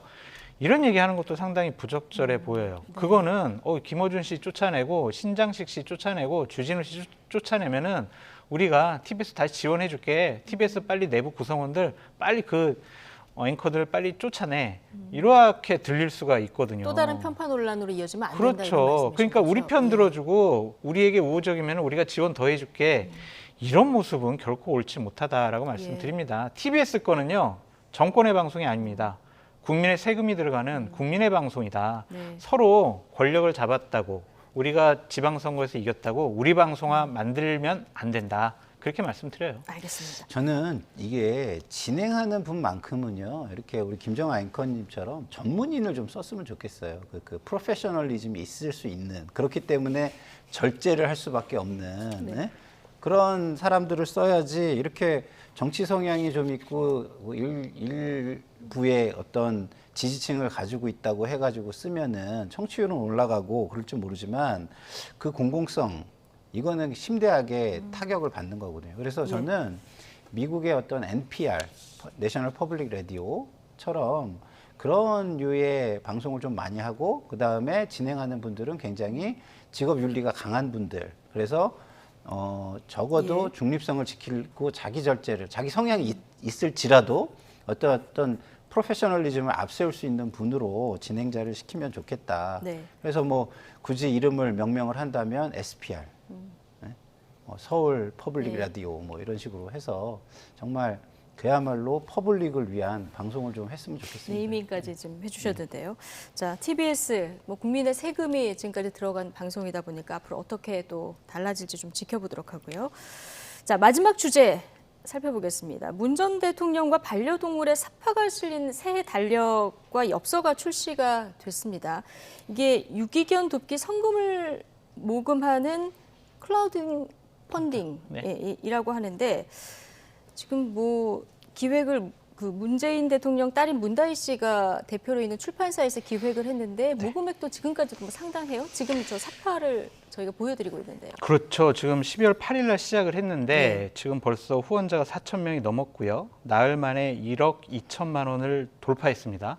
원래 모금액이 200만 원이었는데요. 지금 대략 6천 목표액이 목표 모금액이 200만 원이었는데 지금 6,000%를 넘게 달성을 했다라고 말씀을 드립니다.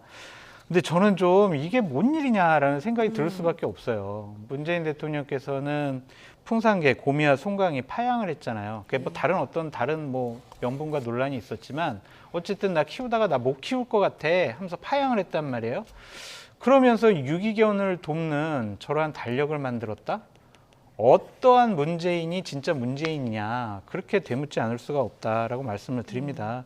모순덩어리가 아니냐, 뭐가 뭐냐, 전 그런 생각이 들 수밖에 없다라고 말씀을 드리고요. 문재인 대통령께서 본인은 나는 잊혀진 사람이 되고 싶어라고 얘기했지만 저 반려동물 달력도 만드시고 또 2023 문재인 탁상 달력도 지금 팔고 계세요. 8,800원.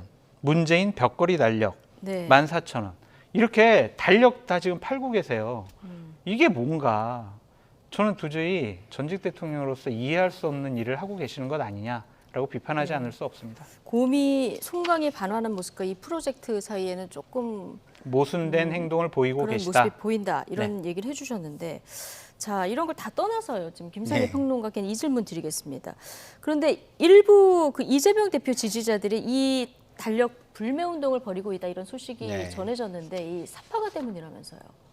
뭐 사파가가 뭐 그 경쟁 그 지난 대선 후보 경선에서 경쟁자를 지지한 분이라고 해서 그렇다고 하는데요. 뭐 저는 이런 모든 것들이 굉장히 저는 비정상적으로 보입니다. 자, 퇴임한 대통령이에요. 퇴임한 대통령이 어떤 일을 해가지고 자기 이익을 위해서 뭘 한다 비판해야죠.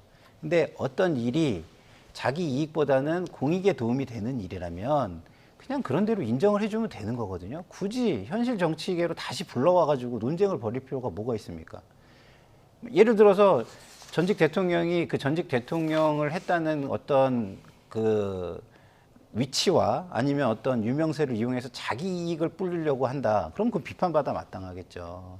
그렇지만 그게 아니다. 이렇게 기부에 좀 도움이 되고자 한다 해가지고 실제로 기부로 이어지고 공익에 도움이 된다면 그거는 저는 잘 감시하면서 잘 해보십시오 라고 해주는 게 맞는 거 아닌가 이런 생각이 들거든요. 그걸 굳이 정치적으로 연결할 필요가 있는 건지 저는 잘 모르겠어요. 그러니까 이렇게 정치적으로 연결 안 될 사안들도 지금 정치적으로 다 연결되는 이런 퇴임 상황이다 대통령이잖아요. 보니까 민주당 당 내부 분위기도 좀 뒤숭숭합니다. 이재명 대표의 사법 리스크 대응을 두고도 당내 친명계와 비명계가 또다시 충돌했는데요. 발언 직접 듣고 오시겠습니다.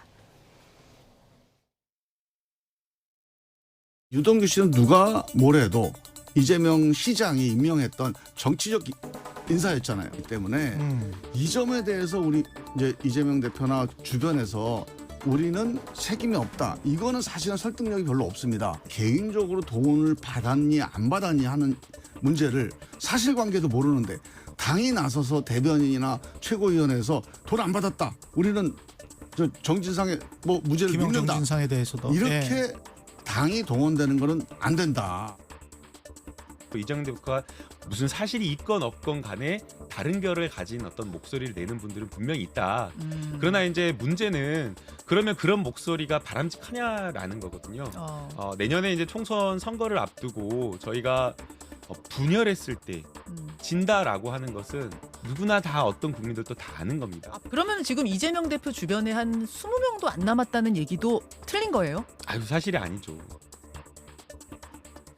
당에 정말 상반된 얘기를 지금 듣고 오셨는데요. 내부 기류가 어떻습니까? 내부 기류요? 예. 뭐 제가 아는 것도 또 다를 수 있으니까요. 들으신 얘기로.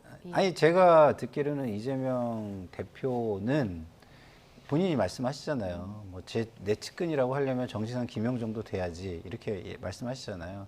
그럴 정도로 별로 이렇게 측근을 두시는 스타일이 아닌 걸로 저는 알고 있어요. 그럼 나머지 측근분들은 뭐냐? 대부분이 본인이 측근을 하고 싶어하는 분들인 거죠. 네, 그런 거고 그렇기 때문에 뭐 측근이 그렇게 저는 뭐 이렇게 많다는 이야기를 듣고 있지는 않아요.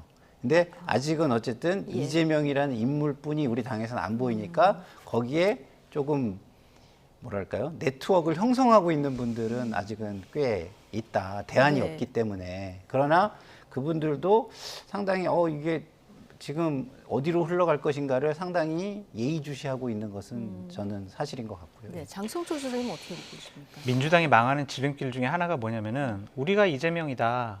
이재명의 민주당이다. 그러면은요, 자칫 잘못하면 이재명 당대표뿐만이 아니라 민주당과 민주진영 전체가 무너질 수가 있다라고 말씀을 드릴 수밖에 없습니다. 김종민 의원 의견에 동의를 하시는 김종민 거네요? 의원이 얘기했던 얘기 제가 지속적으로 했던 얘기예요.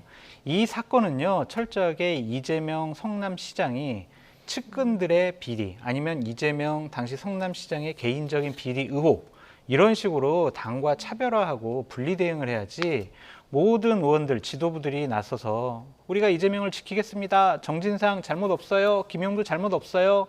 정치 보복이에요. 탄압이에요. 이렇게 외치면은요, 결국에는 수렁으로 다 민주당과 민주 진영이 다 몰려 들어갈 수밖에 없다. 수렁에 빠질 수밖에 없다고 말씀드려요. 그래서 이재명 당대표는 그냥 정정당당하게 측근들 잡아가지 말아라. 나부터 소환조사해라. 내가 가서 다 얘기하겠다.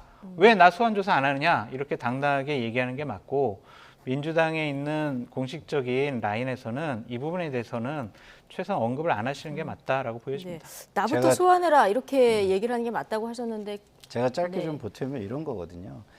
이 당이 공당이잖아요. 국민을 위해서 무언가를 해야 되잖아요. 당원들을 위해서도 뭐를 해야 되지만 국민을 위해서 뭘 해야 되잖아요. 근데 무언가를 하려고 할 때 할 수가 있는 상황이냐? 없거든요. 왜냐하면 그게 이슈가 안 돼요. 모든 게 당대표의 사법 리스크 이슈가 빨아들이고 있기 때문에 어떤 일을 하려고 해도 이슈가 안 되는 건 맞잖아요.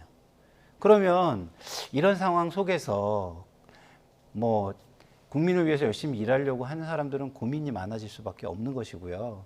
그런 부분에서 뭐 저는 개인적으로 당대표께서 이런 부분을 심각하게 고민해 주셨으면 좋겠다 이런 생각은 드는데, 제가 계속 말씀드리지만 어쨌든 77.7%의 어쨌든 의사결정이 있었기 때문에 뭐 요구는 못 하겠어요. 근데 스스로 좀 많이 생각을 해주시기를 바라는 마음은 있죠. 그러니까 이게 지금 윤석열 대통령과 이재명 당대표가 서로 닮아가는 것이 아니냐는 생각이 들어요. 윤석열 대통령, 이상민 장관 법률적인 책임이 뭐가 있어?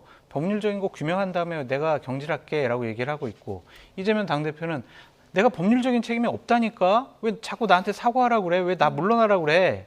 똑같이 국민들과 당원들의 일부는 정치적인 책임을 지세요라고 하고 있는데 똑같이 다 법률적인 책임 없다고 항변만 하는 것이다.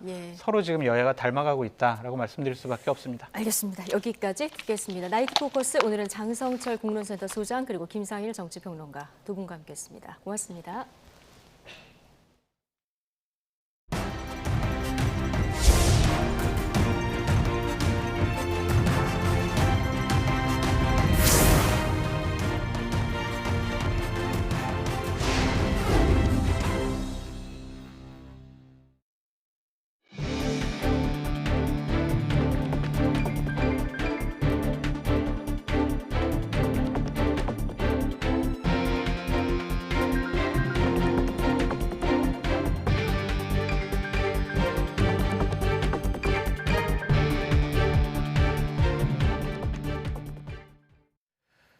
주 52시간제 유연화와 호봉제 축소를 주요 내용으로 한 전문가들의 노동시장 개혁안이 나왔습니다. 이를 바탕으로 정부가 조만간 입법화에 나설 계획이지만 거센 반발도 예상됩니다. 최명신 기자가 보도합니다.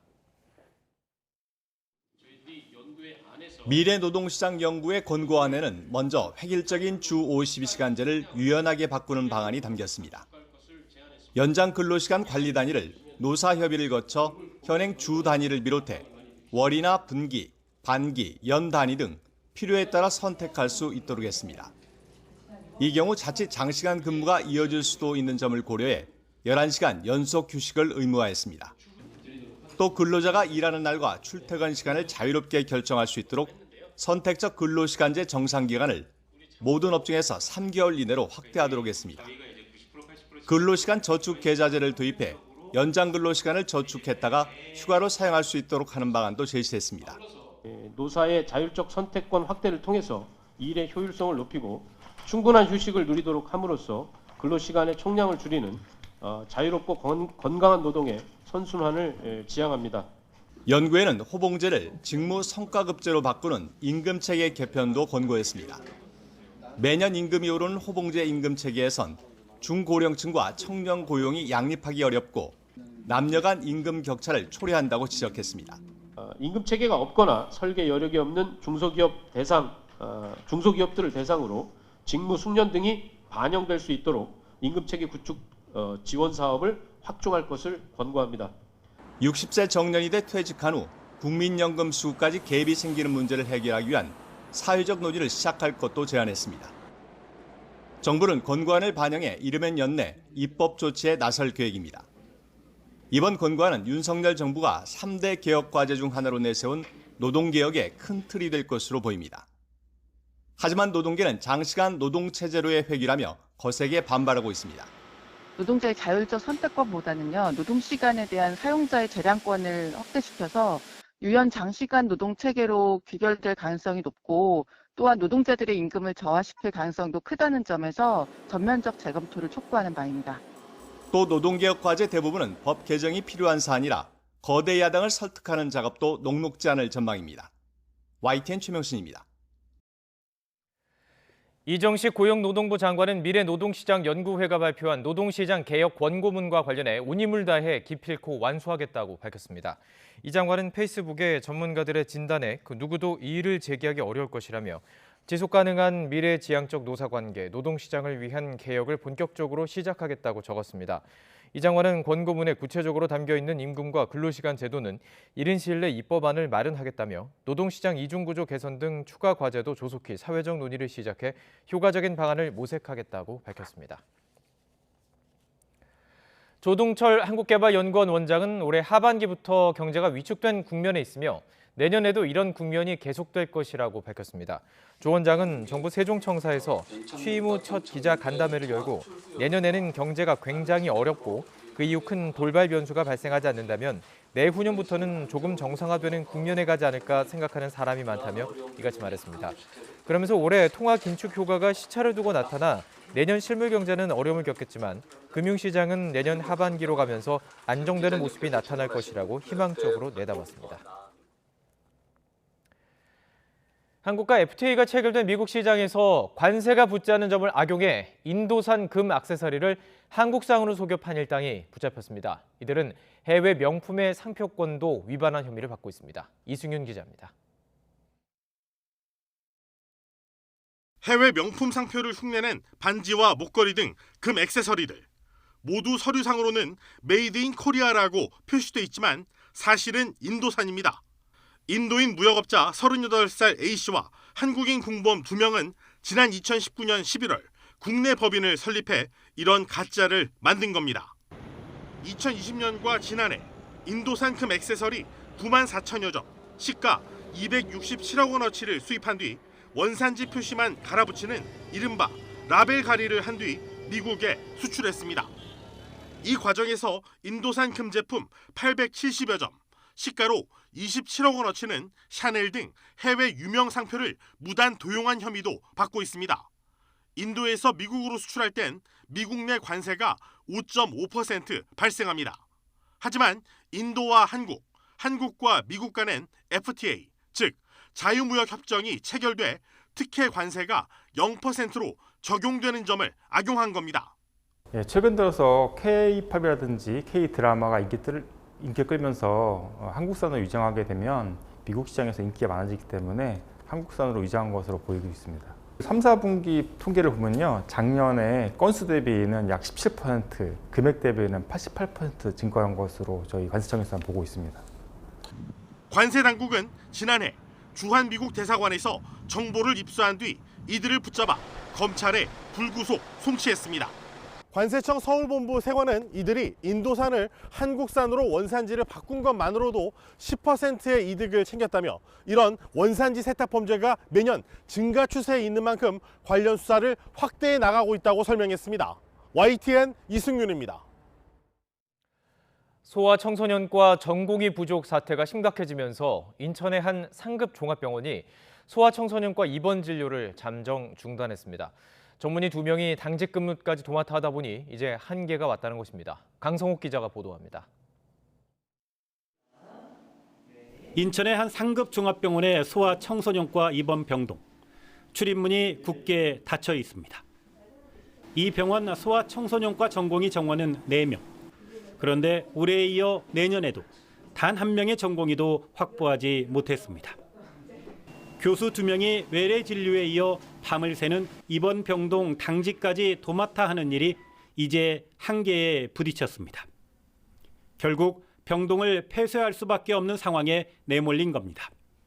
병실을 유지하고 있는 동안에는 연속 근무 36시간 포함해서 일주일에 80시간 이상 근무를 전문의 교수가 하고 있었습니다. 내년도 상반기 전국의 소아청소년과 전공의 정원은 199명. 그런데 불과 33명만이 지원해 지원율은 16%를 기록했습니다.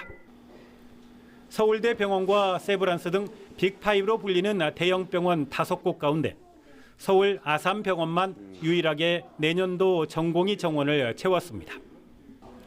2020년 74%, 2021년 38%, 2022년 27%로 소아청소년과 전공의 지원율은 해마다 큰 폭으로 떨어지고 있습니다.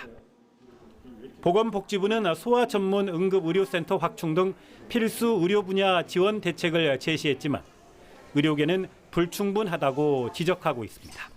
위급한 사항이 진행되고 있는데 현실적으로 시간에 맞는 지금 골든타임에 맞는 그런 대책이 나오지가 않고 있어서 아마도 지금 현재 현상은 더 악화될 것으로 생각하고 있습니다. 일본에서도 10년 전에 저출산 등의 영향으로 우리처럼 비인기과의 의료진 부족 현상을 겪었지만 필수 진료 과목에 대한 진료 수가 조정 등을 통해 문제를 해결했습니다. 의료계는 우리도 일본처럼 필수 진료 과목에 대한 상대적 가치를 인정하고 진료 수가를 인상하는 등의 적극적인 대책이 마련돼야 한다고 촉구하고 있습니다. YTN 강소목입니다. 대구 도심 면적의 15%에 이르는 공장 지붕을 태양광 패널로 바꾸는 사업이 내년부터 시작됩니다. 한화자산운용이 3조 원을 투입해서 원자력 발전소를 넘어서는 수준의 전기를 생산한다는 계획입니다. 이윤재 기자가 보도합니다. 금호강을 끼고 흐르는 성서산업단지. 산단을 가득 메운 공장은 모두 파란색이나 회색 지붕이 덮여 있습니다. 이런 지붕을 태양광 패널로 바꾸는 사업이 내년부터 시작됩니다. 대구 지역 산단 21곳에 태양광 패널과 전력망 등의 설치가 완료되면 연간 1.5기가와트의 전기가 만들어집니다. 동시에 온실가스 배출을 연간 95만 톤 줄이고 전력 자립률을 17%에서 30%로 끌어올리는 효과도 기대됩니다. 전력 자급률을 현재 17.1%에서 30%로 상승시키는 효과가 있습니다. 지역 업체가 시공에 참여함으로써 앞으로 3년간 약 1조 원의 효과가. 투자비는 모두 3조 원. 한화자산운용이 펀드를 조성해 돈을 대고 국내 주요 태양광 설비 생산업체 대부분이 참여합니다. 생산한 전기를 한전이나 발전업체에 팔아 향후 20년 동안 안정적인 수익을 챙긴다는 계획입니다.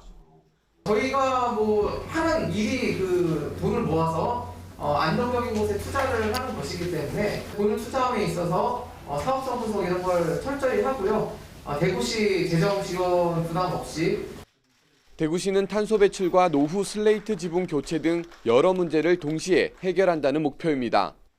대구 탄소 중립 방안에 대해서 깊은 고민이 있었고 도심 면적의 15%에 달하는 산업단지 공간 활용과 노후 슬레이트 성면 문제를 동시에 해결하는 방안이. 건물의 일부인 지붕을 바꾸는 사업으로 소유권 다툼이 벌어질 수도 있지만 이는 산단 관리 규약을 바꿔 해결한다는 방침입니다. 산단에 있는 기업들의 참여율을 높여 장밋빛 전망을 실현할 수 있을지 관심이 쏠립니다. YTN 이윤재입니다.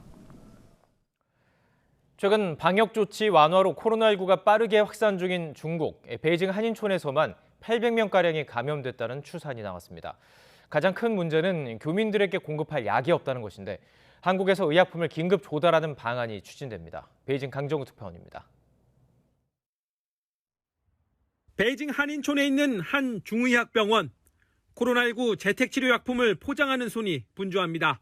해열 진통제, 그다음에 항생제, 소염제, 인후통 소염제 등 이렇게 구성을 하고 있어요. 더 다른 약들이 원래 있었는데 지금 저희 병원에도 약이 좀 재고가 많이 모자른 상태여서. 중국판 카카오톡, 위챗을 통해 틈틈이 온라인 진료도 이어갑니다. 먼저 각 가정의 상비약을 증상에 따라 어떻게 복용해야 하는지 안내하고 모자란 약품을 처방해주기도 합니다. 동아리밖에 없어요. 아 그래요? 이것도 처방해드려요? 네네. 아 그러면 잠시만 기다려주세요. 최근 베이징에서 코로나19가 빠르게 확산하면서 교민사회 차원의 자체 의료 대응에 나선 겁니다. 단체 채팅방에 들어와 있는 교민만 1,200여 명, 연일 양성 신고와 도움 요청이 쇄도합니다. 베이징에 있는 교민 15,000여 명 가운데 5% 수준인 800명가량이 확진된 걸로 추정됩니다. 그러나 의료 상담에 나선 한국인 의사는 6명에 불과합니다. 아침부터 밤 11시까지 지금 일을 하고 있긴 한데 일단 저희라도 지금 이렇게 하지 않으면 도민들 사이에 퍼져있는 패닉 상태가 해결이 안 될 것 같고요. 가장 큰 문제는 의약품 품귀 현상. 280명분의 약을 미리 마련해 뒀지만 사흘 만에 바닥났습니다. 베이징의 극심한 사재기 현상 때문에 지방에서 웃돈을 주고 사와야 하는 형편입니다. 이마저도 코로나19 대유행이 길어지면 어떻게 될지 모릅니다. 향후 한 달에서 한 3달까지 저희가 이런 상황이 계속 지속되지 않을까라는 생각이 듭니다. 외교부 쪽 산하 통해서 저희가 행랑 통해서 저희가 받을 수 있으면 제일 좋고.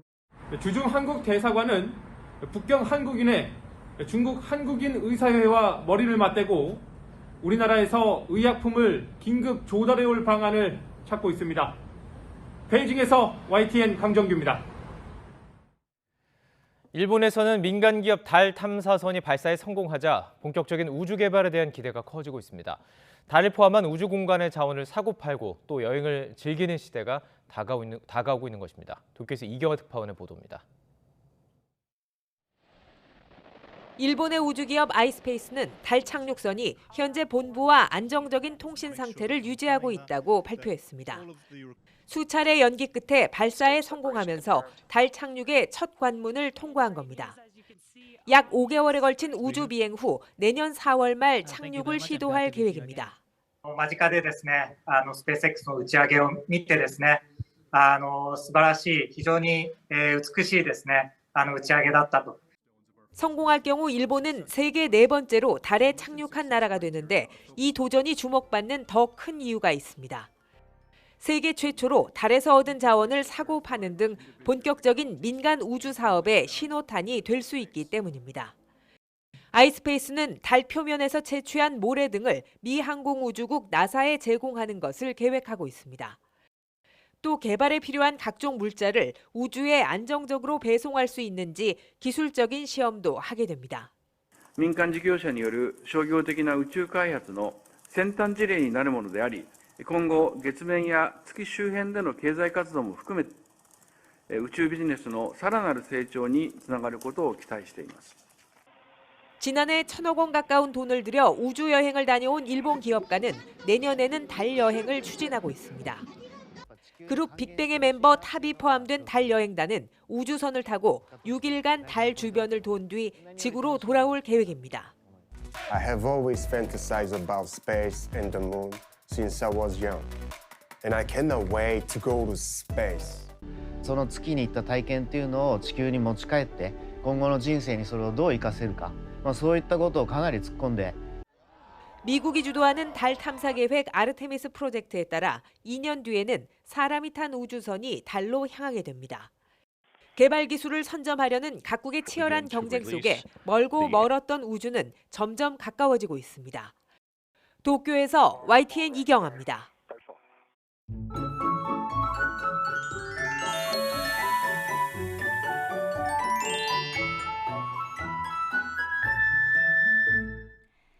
내일은 눈과 추위에 모두 대비하셔야겠습니다. 아침까지는 큰 추위 없겠지만 낮부터는 찬바람이 강해지겠고요.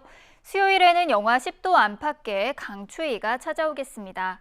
추위 속에 많은 눈도 예보됐습니다. 내일 경기 남부와 충청 북부에는 10cm 이상, 강원 남부와 제주 산간에도 최고 7cm의 많은 눈이 내리겠고요. 서울에도 많게는 5cm의 눈이 내려 쌓이겠습니다. 한편 내일은 공기마저 탁하겠는데요. 황사의 영향으로 전국 대부분 지역에서 미세먼지 농도가 짙게 나타나겠습니다. 내일 아침까지는 예년 기온을 웃돌겠습니다. 내일 서울의 아침 기온은 0도, 대구는 1도, 울산은 3도로 출발하겠고요. 낮부터는 날씨가 급격히 추워지겠습니다. 내일 서울의 한낮 기온은 2도, 대전은 6도, 대구는 8도, 부산은 11도로 예상되고 있습니다. 이번 추위는 다음 주 초반까지도 길게 이어질 전망입니다. 지금까지 날씨 정보였습니다. 네, 뉴스나이트 마치겠습니다. 시청해주신 여러분 고맙습니다.